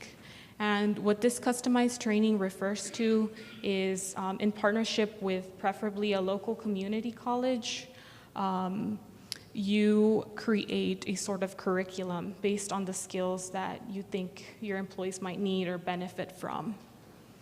And so also I want to note that it's oftentimes a little confusing in regards to who can apply and who can actually receive the grant. And so for this grant, the eligible applicants are public or technical colleges, local workforce development boards, the Texas Engineering Extension Service, 501c3 community-based organizations in collaboration with another eligible applicant. And the eligible recipients are businesses, so you can receive that money. But you have to be private and for-profit, and you have to have at least one employee or more. And also trade unions can receive funding from this grant as well.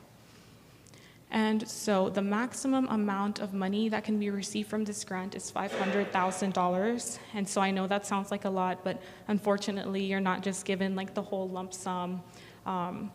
They take into consideration the amount of employees that you want to train and specifically what you want to train them for. And so the amount that is typically expended per trainee is $2,000 maximum. And notably, they do have to be full-time paid W-2 employees with you for you to qualify for the Skills Development Fund grant. They cannot be part-time. And just other notes that I added, the estimated coursework is around 80 hours per trainee, and typically courses are around $100 per hour. And so just some more details about this grant. There is a 12-month grant term, and there is the prevailing wage criteria that I mentioned earlier. And so this criteria basically sets a standard for the amount that you have to be paying your employees in order to qualify, and this varies per occupation.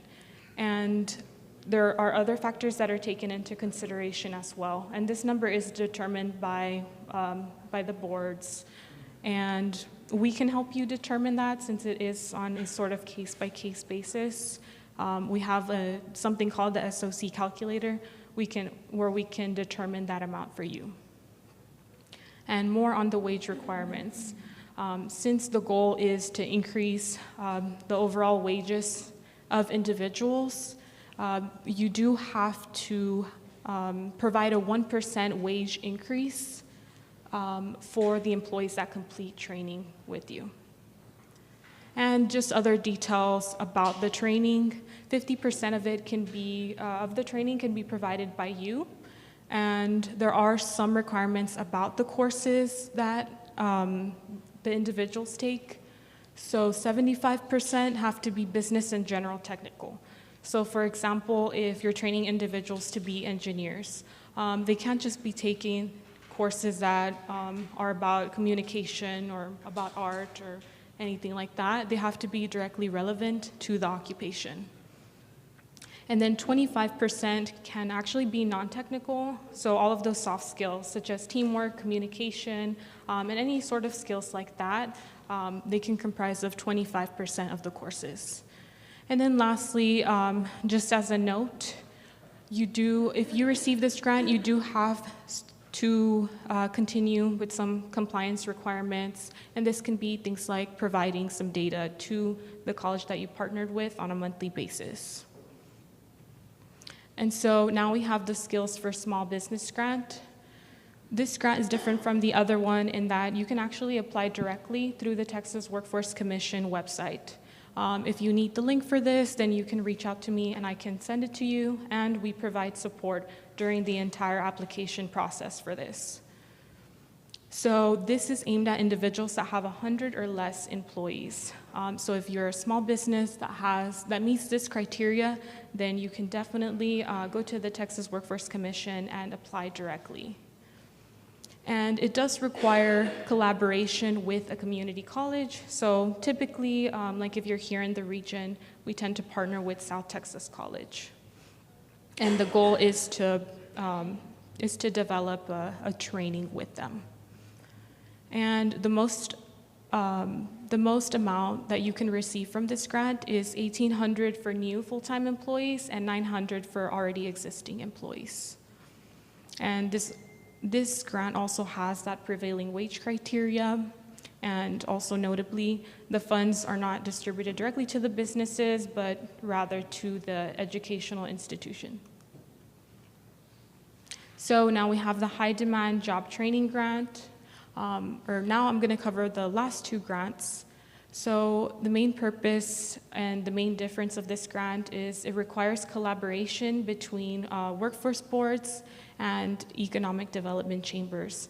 And so for this grant, there is a matching component. And so if you partner with an EDC, it can be any, such as the Mission EDC, McAllen, or anywhere.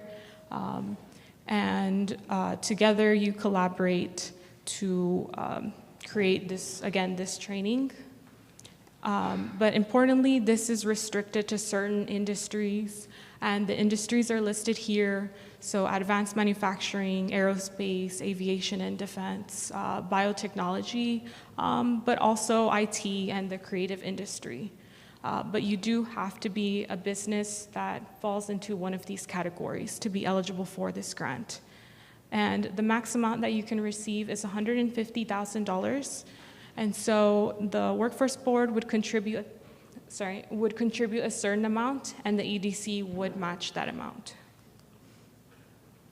And more details, so you can use that money for anything from recruitment or mentoring services, or even job referral, job search skills, and even some minor renovation of the facilities as long as it's related to the program. The deadline is pretty soon though. It's in July 15, and the Texas Workforce Commission did send out a notice saying that the funds are very limited, so it would be very fast-paced. And then this is the last grant that I will be covering. This is the Texas Industry Partnership Grant. And so the purpose of this grant is a little different from the other one. This one focuses primarily on skill gaps and the needs of the region that may be lacking. And there's also a matching component to this, but for this grant, it's between the workforce boards and an industry partner. And that partner can be a private employer, a corporate foundation, or most 501c6 organizations. And like I said, there's a matching component. The maximum amount of money that you can receive is $150,000, and whatever the board contributes, the industry partner has to match. And again, this grant is also restricted to these industries, so advanced manufacturing, petroleum refining, chemical products, and also the creative industry. And then, similar to the other grant, these are the activities that are that you can use the money for, which is, again, recruitment, job referral, training, and minor renovation of facilities. And so the deadline is also approaching for this grant. It's in July 15, and the funds are limited. So that was all about the grants. I know it's a lot of information, and they can be pretty confusing to kind of navigate. And so there is the Texas Workforce Commission website that has more details about the process and the requirements. And of course, I will leave my business card, so please feel free to reach out to me as well if you have any specific questions about any of the grants, and I can help you navigate the process. And so now I'm going to be covering something a little different. We do have the Metrics Learning Platform, and so this platform has over 5,000 courses. And those courses range from anything from like soft skills such as communication and teamwork to more technical courses such as computer science related courses. And you can actually gain certifications that are pretty expensive outside of this platform, but they're offered through Metrics for free. So if you want a Cisco certification or CompTIA, those are typically pretty expensive to have and to go through, but Metrics offers that for free. And so this platform is free for individuals, but if you want to access it as an employer, there is a cost associated with it if you have 16 or more employees. And so just some other announcements. We do have the resume writing workshop on July 13 at the Mission Seed building. And we also have the IT job fair happening on July 20 at the Mission Seed. And so I have included a flyer here, but if you would like more information, or if you're an employer and you would like to have a booth and you need help registering, then please let me know. And we also have the Hiring Red, White, and New Job Fair that I mentioned earlier, and this is happening at the McAllen Convention Center in November. And like I mentioned earlier, we have a labor market report that we distribute monthly. And so if you would like to subscribe to this report, then you can do so here.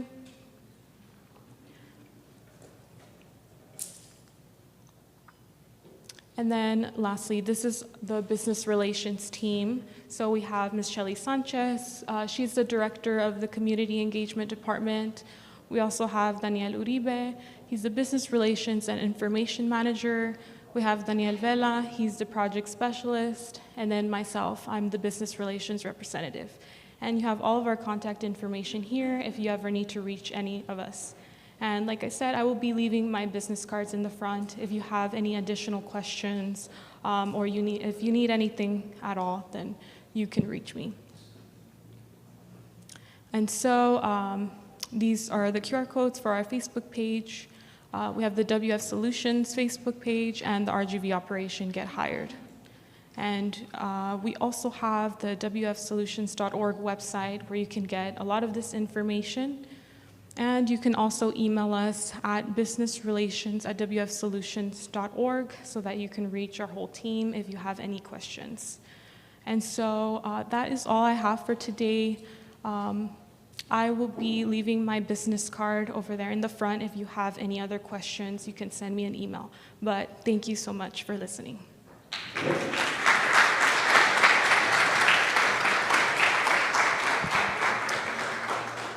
Thank you, Ms. Pacheco, for all this information on grants.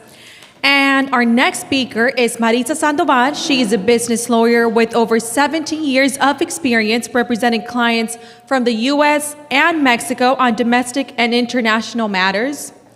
She works with a variety of clients, including maquiladoras, cross-border businesses, individual investors, and entrepreneurs.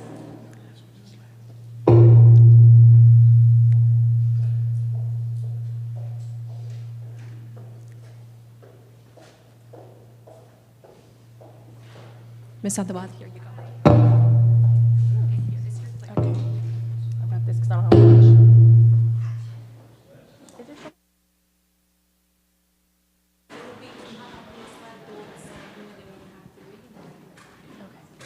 Okay. Hi, everybody. Good morning. I think it's still morning. And excuse me, I have allergies, and so if I cough or something. So as I said, my name is Marisa Sandoval Rodriguez. I am an attorney. I'm a business lawyer. I work here in McAllen, and I've been an attorney for about 17 years. And so I help a lot of clients cross-border, but then also just U.S. clients setting up their businesses, buying, selling a business, contracts, any kind of business, real estate deal. I work on those. And so today, what I thought we would do is just cover some best legal practices for small businesses, which I think would probably be the most helpful. And so today, these are some of the items we'll be covering: the business plan, planning the formation of a company, some tips on labor and employment, and some contract considerations. First, this is not really a legal point, this is more a practical point, is that prior to starting your business, you should have a business plan. And I know that there's templates online, there's resources that can help you prepare business plans, like at UTRGV and things like that. So it is an important process to do, so you can think about some of the things. You can leave blanks in your business plan, but it is important to sit down, think about it. If you're gonna have partners, think about the steps, what are you gonna set up a company legally? What do you expect your revenue to be? What do you expect your costs to be? And make those projections. What are your anticipated taxes and things like that, so you can be realistic, and things are always going to catch you by surprise, but try to avoid them, right, as much as possible. And this also helps the advisors, like your accountant, your attorney, if whoever's helping you. It also helps us understand what your vision is and what your plan is for your business.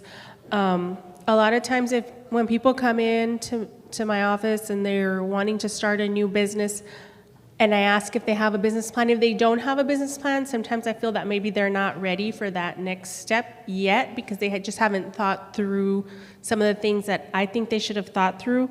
So that's one of my recommendations. And then next is planning the formation of I have here company in the U.S. because we also represent a lot of Mexican companies and businesses doing business in Mexico. So there's 3 steps. We kind of go through them around, about the same time, but it's selecting the jurisdiction of formation, because in the United States, you register a company by state. So if you hear somebody say, like, that's a Texas LLC, a Delaware corporation, a Nevada LLC, it's because you form them by state. So first you need to decide what state you're going to form the company in. And then you'll need to decide what type of entity should be formed, and then what the structure is going to be for that entity. So selecting a jurisdiction, as I said, you register by state, right? So some of the things that you need to consider are, where are the assets and the operations? And so if this is just going to be an operation here in Mission, then okay, you're going to have a warehouse here with your inventory, and you're going to sell throughout the country. then you register here in Texas, right? Because you have that presence here. You don't have to register everywhere that you're gonna send your products to.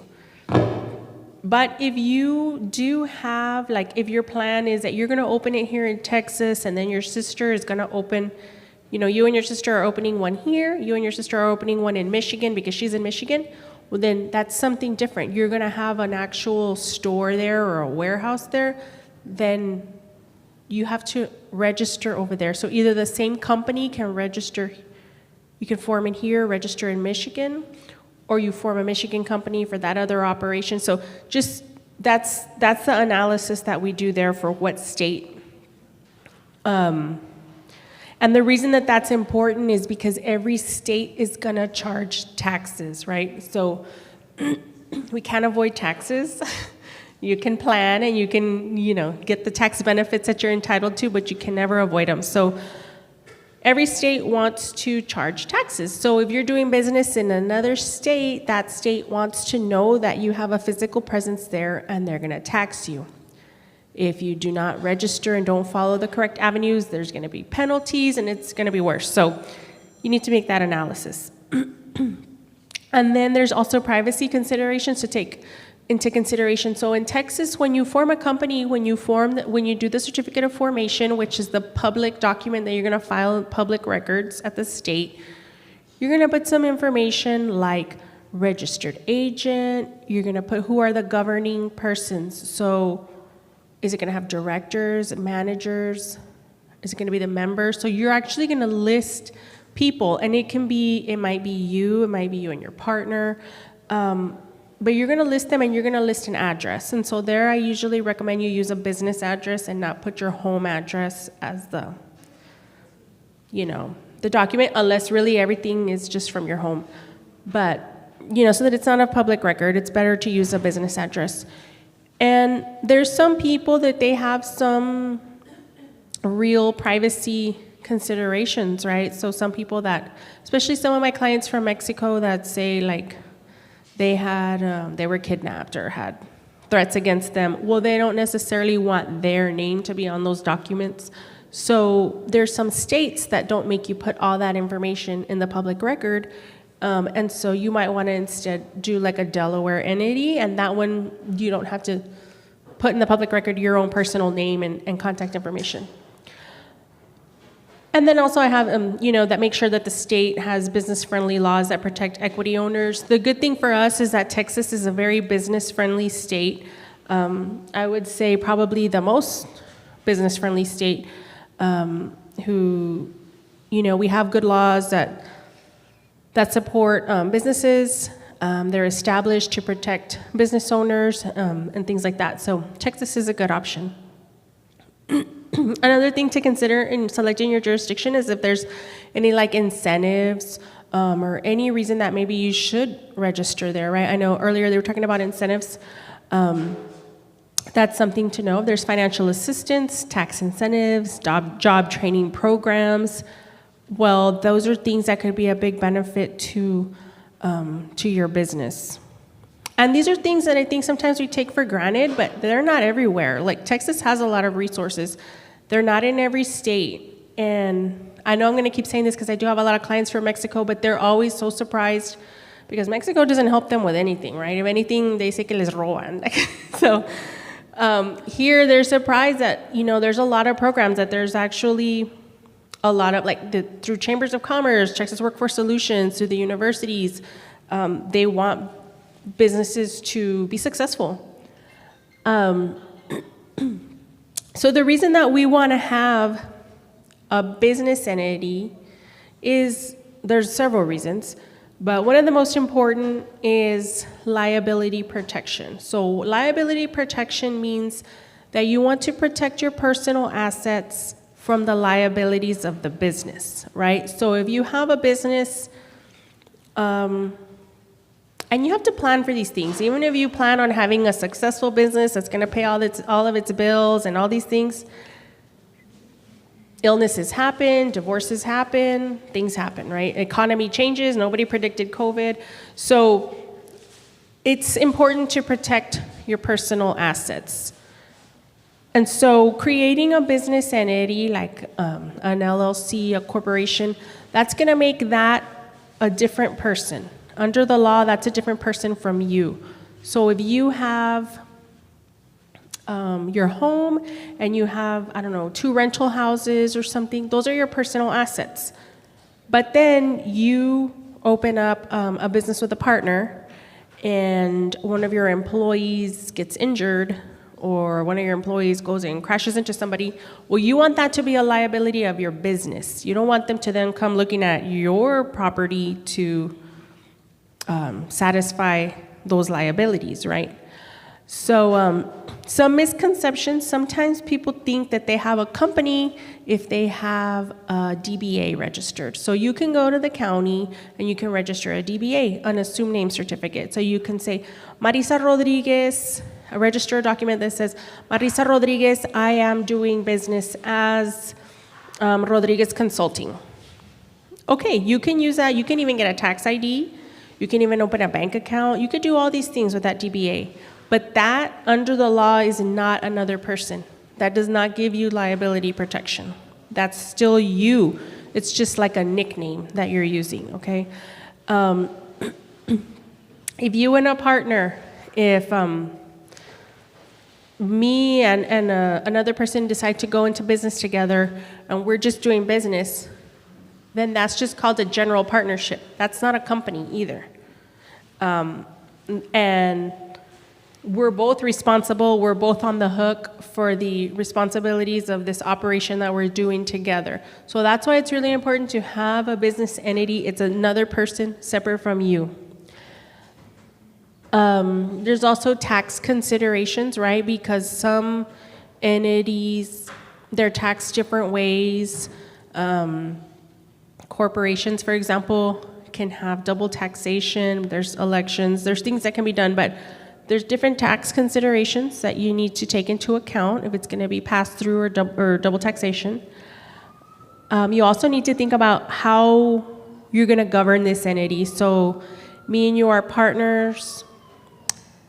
I'm 30%, you're 70%. You might want to say, hey, I'm the only one that gets to make the decisions, or we're both going to make the decisions. All that needs to be thought about, and you need to register the company in that way. And I've seen a lot of cases where people, because you guys are busy, you guys are like business owners, you're managers, you're busy. And so sometimes you delegate tasks to other people, but it is always important to review because these important things, right? Because I've seen people, they're the ones that say, but I'm the owner, but I'm the one that put all the money, but I'm the one that, it was my contact, it was my customer that we started with. Yes, but this person that you put in charge to go form the company, they put themselves with all the power, and you don't even have any voting rights, or you're a minority shareholder and they can kick you out, or whatever. I've seen those things and they do happen, so it's important. It happens more than you would think because a lot of people are busy, or they just trust. They say, just sign here because we're going to do this and this and this. But what does it mean? And that takes me to another point. Attorneys, we have like legal responsibilities, right? So we have professional responsibilities to represent our client. Even if my client is wrong, I have to represent my client, right? Because that's my job.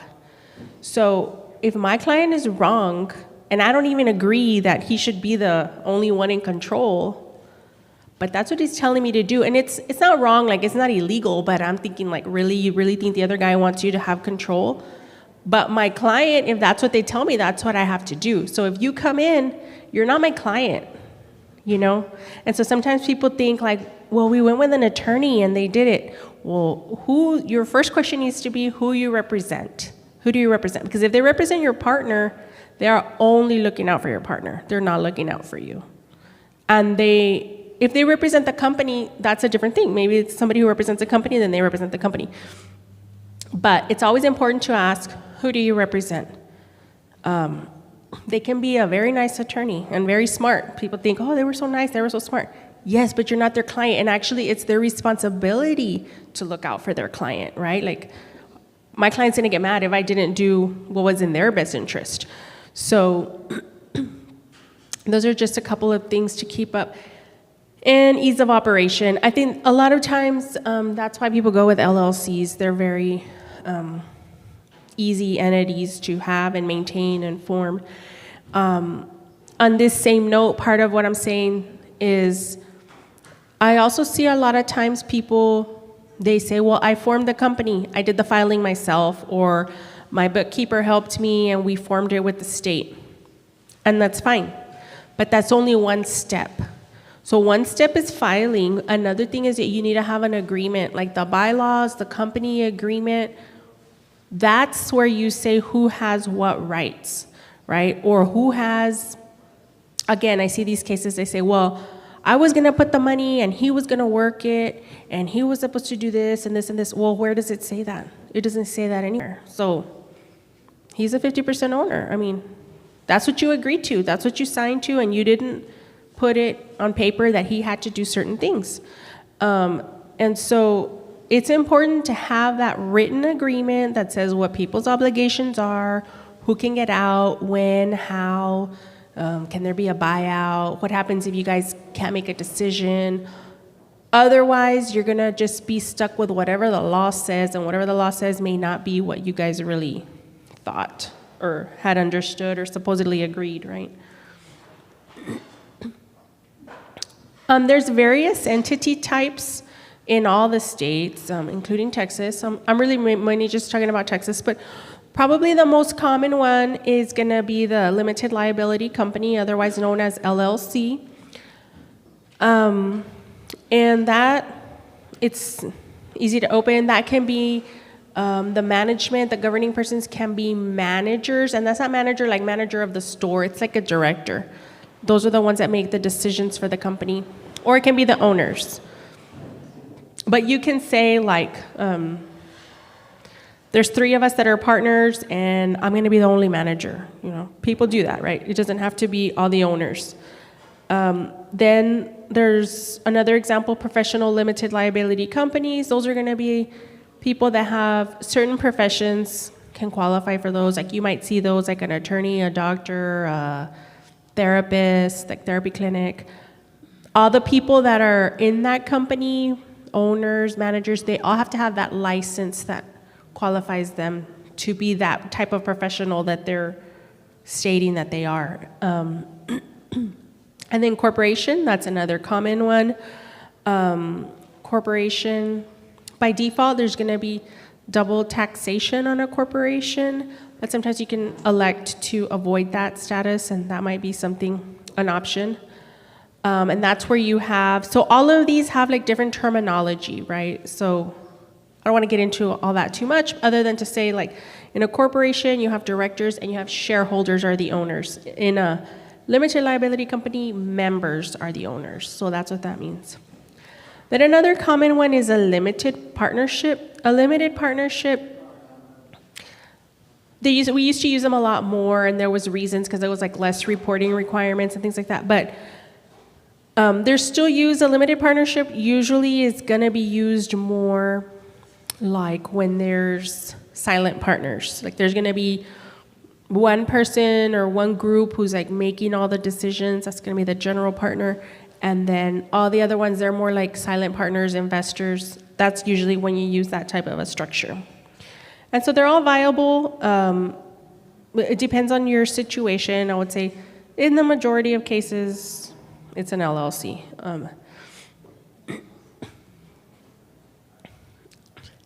And then entity structure, which is deciding who are the owners. There could be one or more owners. A company can be an owner of another company.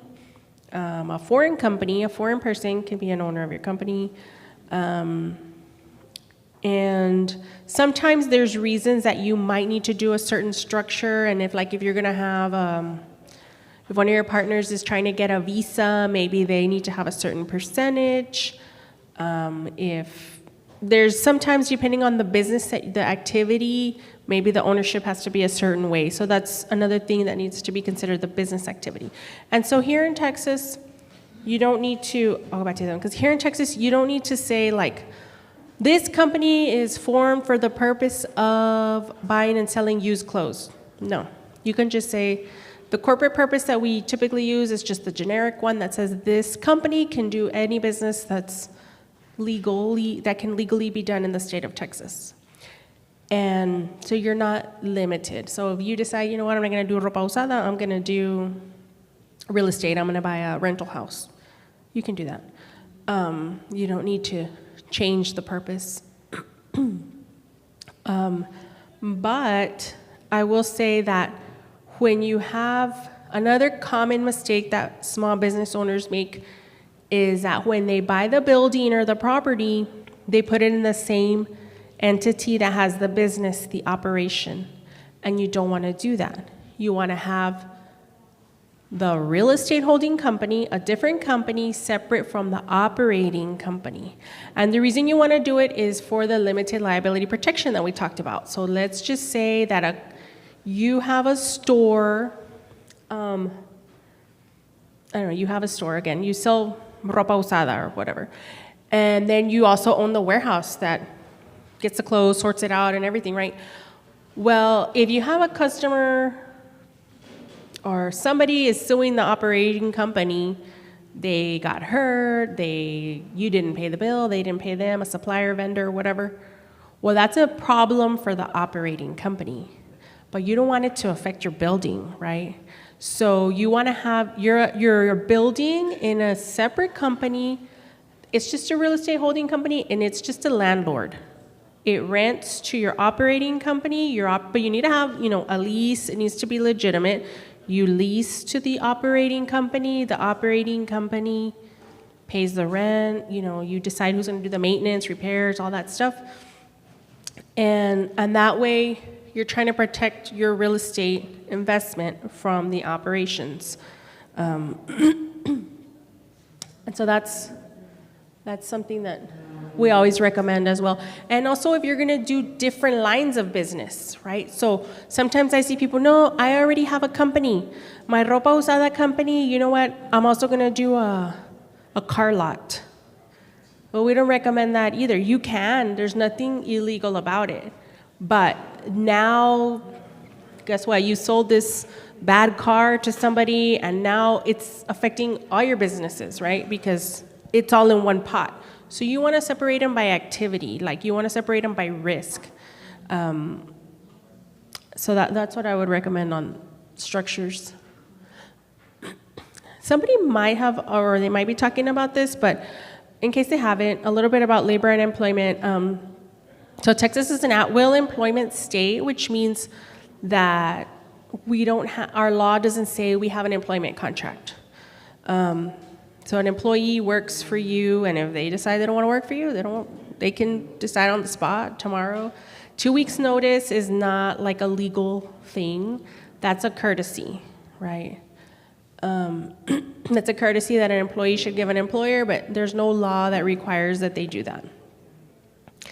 And the same thing as an employer, legally you can terminate somebody just because, there's not a good working relationship. That's not to say you're not gonna get unemployment claims, and that's not to say there's other things, but that's not illegal. You can't be discriminating against them. You can't fire them because of their race, religion, things like that. But if they're like a bad apple, yeah, you can terminate them, but they're probably gonna file unemployment and do whatever, but it's not illegal, right? There's not a cause of action for that. And there's no, in Texas, there's no severance requirement. So the only reason this is why you typically do not want to have an employment contract. If you're the employer, you usually do not want to have an employment contract, because a lot of times people give their employees a lot more rights than the law gives them. So if you give them a contract that says you're going to be an employee and I can't terminate you unless I give you a 1 month's notice, and I'm going to give you all these benefits and all these things, well then guess what? You have to honor that, because that's a contract. And the law didn't require that you do that. You voluntarily agreed to that. So you got to be careful with employment contracts. They're necessary in some cases, but it's usually going to be like upper level, like executive, like a really important manager, somebody who, you know, your business can't operate without, or you need to have enough time to replace them because they're the one that has the license for the business or whatever. And so also on the benefits, the healthcare, retirement plans, 401k, sometimes people think that PTO, like by law, that they need to, sometimes employees think like, I think it's also cultural. If they come from somewhere else, like from another country or from another state, like, oh no, they need to pay me for this and they need to pay me for that and they need to pay me the holidays. Yes, if it's a policy of your company, like that's something you establish, then you have to honor that, right? But you don't, I mean, you need to set that out, like what you're gonna do. And your employees, it's better for everybody to be on the same page, to know like, okay, you're not gonna work on 4th of July. Is it gonna be paid or not paid? It's not good for the employees not to know. Like, it's better to just everybody to know what the conditions are, right? What the terms are. And so, yeah, there's no severance. So sometimes I see people voluntarily agreeing to a severance, right? So if you terminate somebody, you don't have to pay them like 2 weeks, 2 months, whatever, unless you agreed. If you agreed, then yes, you do. Then it is gonna violate the law if you don't do it, right? And here's another one, because we're here on the border, and I know that this comes up all the time, just as a practical matter, but foreigners have to comply with their visa restrictions, and if they want to work in Texas, they have to get a work permit, right? So there's even some people that might be here on a visa, like let's say they got a visa through their spouse. Well, those visas don't always let them work. Like the spouses, has to be one that they get the work permit, right? And sometimes, like if someone without, like you don't have to be a US citizen or resident or anything to own a business here, okay? So if you do not have like a legal status, you can own a business here. The problem is gonna be that you cannot work it. You cannot work it unless you have a legal right to work in the United States. So that's a different discussion for another time, but I think we all are familiar with that. I know sometimes for competitive advantage, people try to bring employees from Mexico to work over here. Well, when they're here, US laws apply. So if they're working here, US laws apply. So I see a lot of people do violate that, but it's incorrect. Whether some people know, some people don't know, but it's not right. Because then they're gonna be subject, if they're working here, well then you gotta pay them at least, you gotta comply with all the laws, like at least the minimum wage and overtime and all that stuff. And then another important distinction as relates to labor and employment is to understand and know the difference between an independent contractor and an employee. And a lot of times people try to kind of like say, no, that employee is a 1099 employee. 1099 is not an employee. 1099 is an independent contractor. An employee is an employee. So an employee, there's like a lot of things you can look at to distinguish between the two, but if you train them, if you give them the tools to do their work, you tell them what to do, they're subject to your instructions, you tell them when to come, when to leave, you do all that, then they're your employee. An independent contractor is like, I hire a roofer to fix my roof, and you know, he's gonna tell me, oh, I'm gonna try to come on Thursday, Friday to do it, but I'm not controlling the time that he gets there. I'm not providing him the ladder. I'm not providing him whatever tools. Like, he has the tools, he's gonna come and do the job, and you pay him like per the job, you know? That's like an independent contractor. And an employee is somebody that you're like supervising, that you're training, that you have control over them. And the reason that it's important to distinguish is because there's different like taxes, right? For employees, you have to do like withholdings, and you have to pay, you know, there's certain obligations there that you don't have with a 1099 independent contractor. But there's also difference in legal liability. So you are you're not your company, the employer, the company is liable for the actions of the employee, but they're not liable for the actions of the independent employer. So like, let's just say at my law firm, and a lot of these things you should have insurance for anyway, right? But let's just give an example of that. At my law firm, we send a legal assistant to go record documents at the county, and guess what? She crashes into somebody. Well, that's actually a liability for our company because we're sending her to do something for us. I mean, she has insurance, we have insurance, but let's just say nobody's insured. So we're liable for that, right? They're gonna sue us and we're gonna be liable for that. But if we hire a company, let's just say it's, there's some companies that have runners and couriers. We hire this company, you know what, you guys come pick up the documents today, go record them, return them by the end of the day. I don't know, we pay them $40 to do that. Then that they go crash, then that's the liability of their employer, the company that I hired, right? Not my liability. So that's another reason that it's important to know the difference because you are liable for the acts of your employees, but not independent contractors. And then I don't know how much time. Oh, we have time. Just wanted to go over a couple suggestions, recommendations as it relates to contracts. And of course, as a lawyer, we're gonna say don't do handshake deals. Don't do verbal agreements. So you can, there can be verbal agreements that can be enforceable. There's some things that verbal agreements are not enforceable about, like real estate and certain kinds of contracts. But there's certain things where verbal agreements, but do you really wanna go to court and be fighting about what you verbally agreed to? No, it's not worth it. So a written contract, you wanna at least have, of course, as a lawyer, I'm gonna say hire a lawyer. I get it, it's not practical to always hire a lawyer for every single little thing, but you wanna at least have something, right? That gives you what the deal is. And if it's something important, then yes, you should go to a lawyer. And I know sometimes people don't wanna pay for lawyers' fees, but let me tell you that a dispute is always gonna be more expensive than if you would have put it in writing correctly the first time. So let's just say it would have cost you $1,000, $1,500 to do something.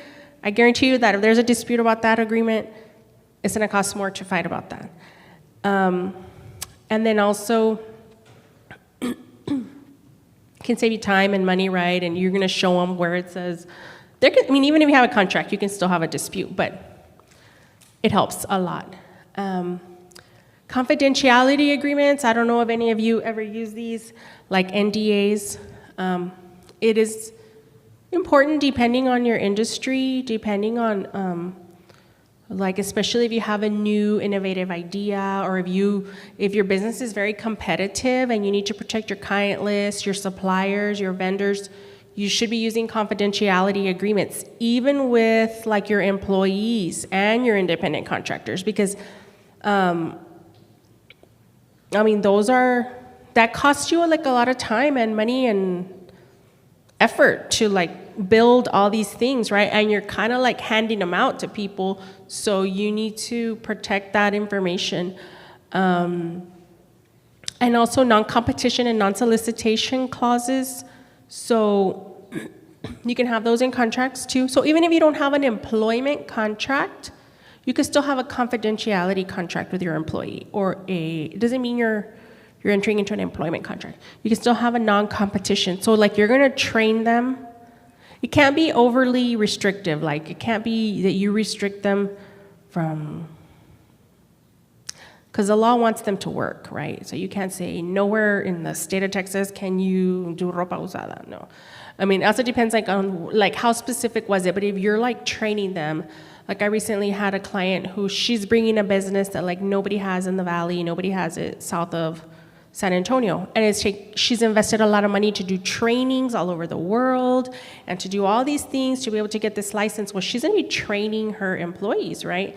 And they're gonna just get it for free, kind of, right? So we want to protect that, like with a non-compete, that they can't just leave, while she's there, they can't go and do that somewhere else. And then for a period after they leave, they can't just go and create a competitor, right?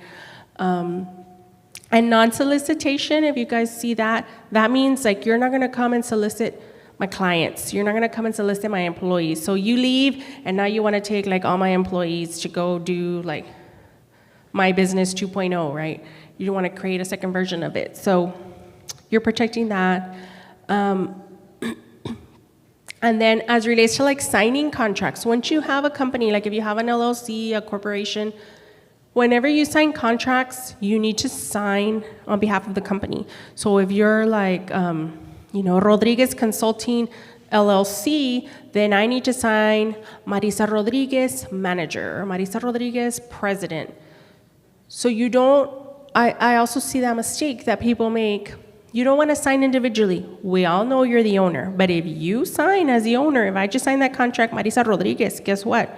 I'm not getting the benefit of the liability protection of my company because I entered into that contract, me personally. And so you want to, have that important, you're telling that person, like, you're doing business with my company, not with me, right? So sign correctly, and I think that's most of really what I wanted to say. I don't know if anybody has any questions. I may or may not know the answer, but those are just kind of like very general. I know that doesn't answer every question, but just some things to keep in mind. And also keep in mind that notaries here are not attorneys.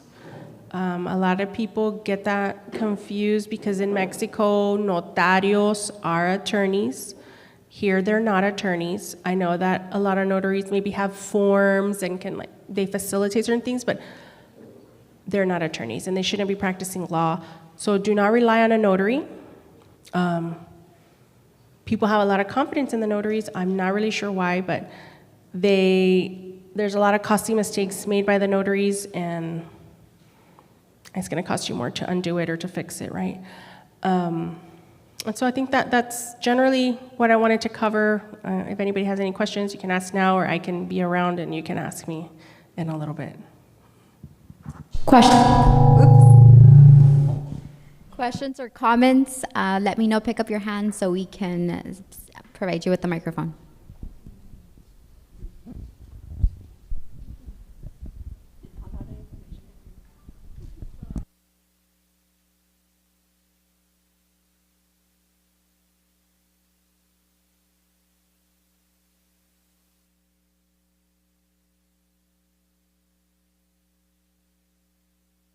Well, thank you, Marisa, for all this information. And up next, we have welcome remarks by Mr. Francisco Almaraz. He's the CEO of Workforce Solutions. He was appointed August 2014 and has over 25 years of experience in financial, accounting, auditing, and investigations.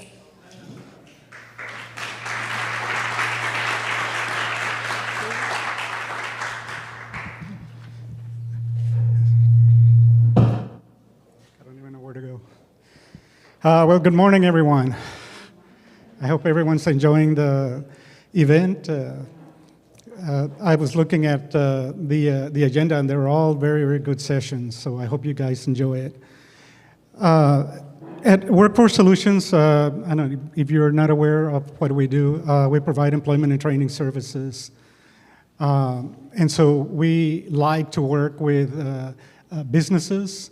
And so I'm very, very glad that we were able to work with the Mission Chamber of Commerce and Ms. Debra Mariquez to host this event, especially for businesses that are going to get started or had just started and need some more information in order to be successful.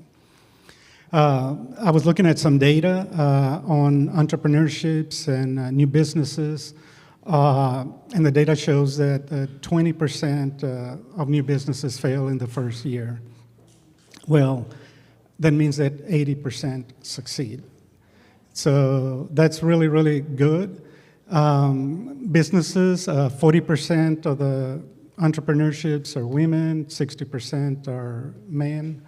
And that has remained pretty stable through the last 10 years. I was looking at the agenda, and the classes coming up, I know we have lunch right now, so I'll try to be as brief as I can. They're very, very good sessions in the afternoon. And we designed the topics to be able to provide you with the very important information that you will need for your businesses. But also we wanted to make sure that you ask questions. I mean, I'm pretty sure you have burning questions that you want to have answered. So really, I ask for all of you to ask those questions. You know, we have these individuals here that are very knowledgeable and will be able to provide you an answer, and if they can't, they will follow up and get back to you. And so I guess in conclusion, I just want to make sure that you all enjoy this event, that you walk away with not only a lot of knowledge, but the confidence that you need in order to be successful in your endeavors. Thank you. Thank you, Mr. Almanaz. And up next, we have Ms. Brenda Enriquez. She's the president of the Greater Mission Chamber of Commerce. Her mission is to advocate for tourism and support local businesses through promotion, education, and network opportunities. Thank you. Thank you. So good morning and buenas tardes to everyone. On behalf of the board of directors, our team, the members of the community and the chamber, we want to welcome you to the Mission Chamber headquarters for Commerce. One of the many goals of Chambers of Commerce is to educate our business community, our future leaders in business, provide resources so our constituents can be successful, and also provide networking opportunities, programming. If there's a gap in business that you see, bring it to us and let us help you as we partner with other members of the community. The Chambers of Commerce also partner with very important organizations such as Texas Workforce Solutions, and we provide you the most resources that we can so our businesses, our future leaders are successful. So I want to invite you to consider being a member of the Mission Chamber of Commerce. You will be connecting with other individuals who have a vision that is similar to yours, which is business. So joining a Chamber of Commerce also provides you a network, and it's your business family. So feel free to join us, get to know other businesses as well, share the same, the same situations that keep you up at night, share the same awesome marketing, efforts that are successful. So, being successful as a business owner, it's always great to know other business owners as well, because you're not alone. So, we do have membership information in the back, and I just wanted to thank you all for being here today. Enjoy the rest of your day, and then have a good lunch. Thank you. Thank you, Brenda, and thank you for hosting us here today. And now I believe we have our lunch break. So we'll take a quick break. Enjoy your lunch. Once again, this is sponsored by Taco Palenque. Thank you so much for being here and providing the delicious food. And, stick around because we have a lot more speakers coming up after lunch. Enjoy your lunch.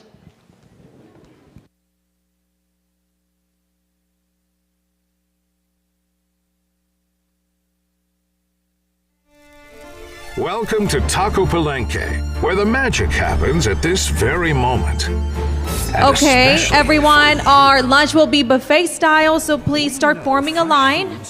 Everyone, don't be shy. Join us in the back. We'll start a line, and once again, it'll be buffet style. Your order is unique and special to us, and you will notice it. Enjoy your meal. Taco Palenque, food in real time.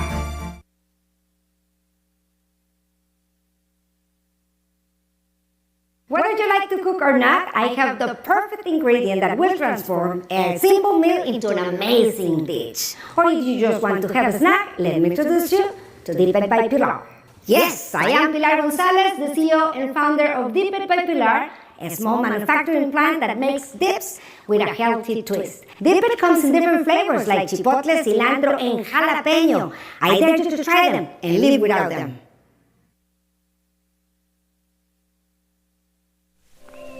We're all running towards something greater than ourselves. The question is not whether you'll finish, but whether you have the courage to get started.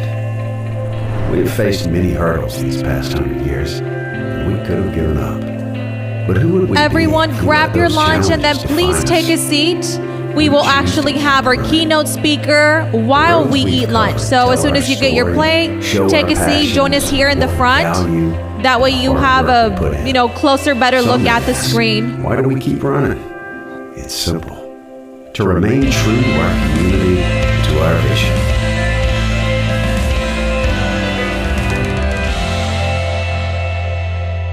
And we're just getting started.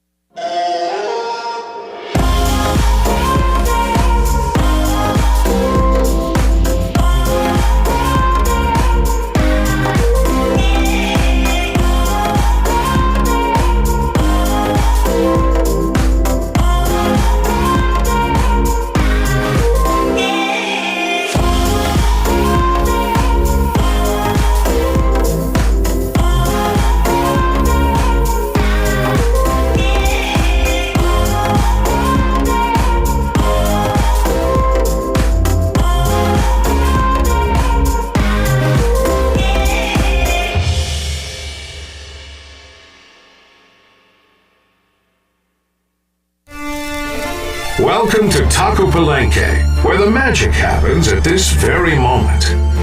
And especially for you. We know fresh food simply tastes better. That's why we start cooking your meal at the exact moment you place your order.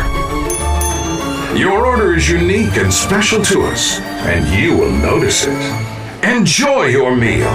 Taco Palenque, food in real time.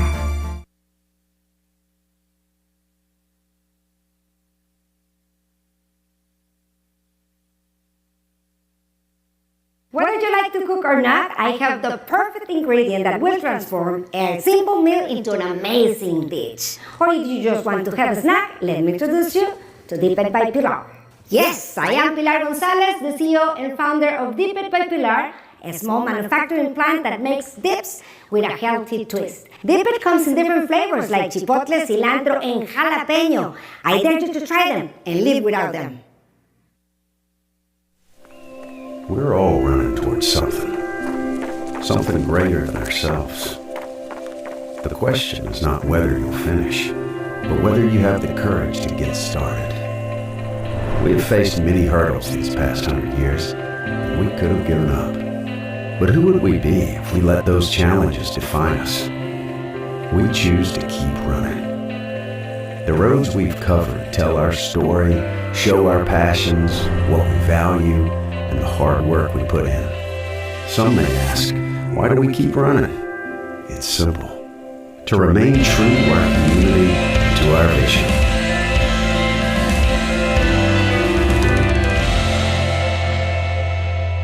And we're just getting started.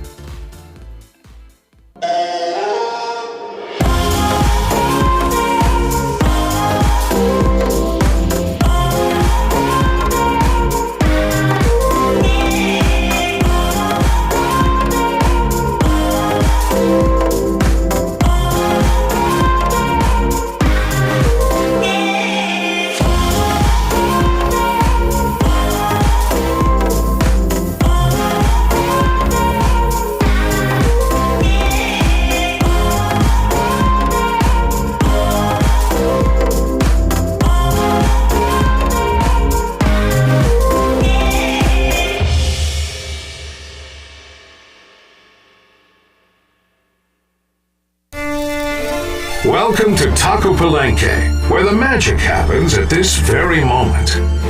And especially for you. We know fresh food simply tastes better. That's why we start cooking your meal at the exact moment you place your order. Your order is unique and special to us, and you will notice it. Enjoy your meal. Taco Palenque, food in real time. Whether you like to cook or not, I have the perfect ingredient that will transform a simple meal into an amazing dish. Or if you just want to have a snack, let me introduce you to Dip It by Pilar. Yes, I am Pilar Gonzalez, the CEO and founder of Dip It by Pilar, a small manufacturing plant that makes dips with a healthy twist. Dip It comes in different flavors like chipotle, cilantro, and jalapeno. I dare you to try them and live without them. We're all running towards something greater than ourselves. The question is not whether you'll finish, but whether you have the courage to get started. We have faced many hurdles these past 100 years, and we could have given up. But who would we be if we let those challenges define us? We choose to keep running. The roads we've covered tell our story, show our passions, what we value, and the hard work we put in. Some may ask, why do we keep running? It's simple. To remain true to our community, to our vision.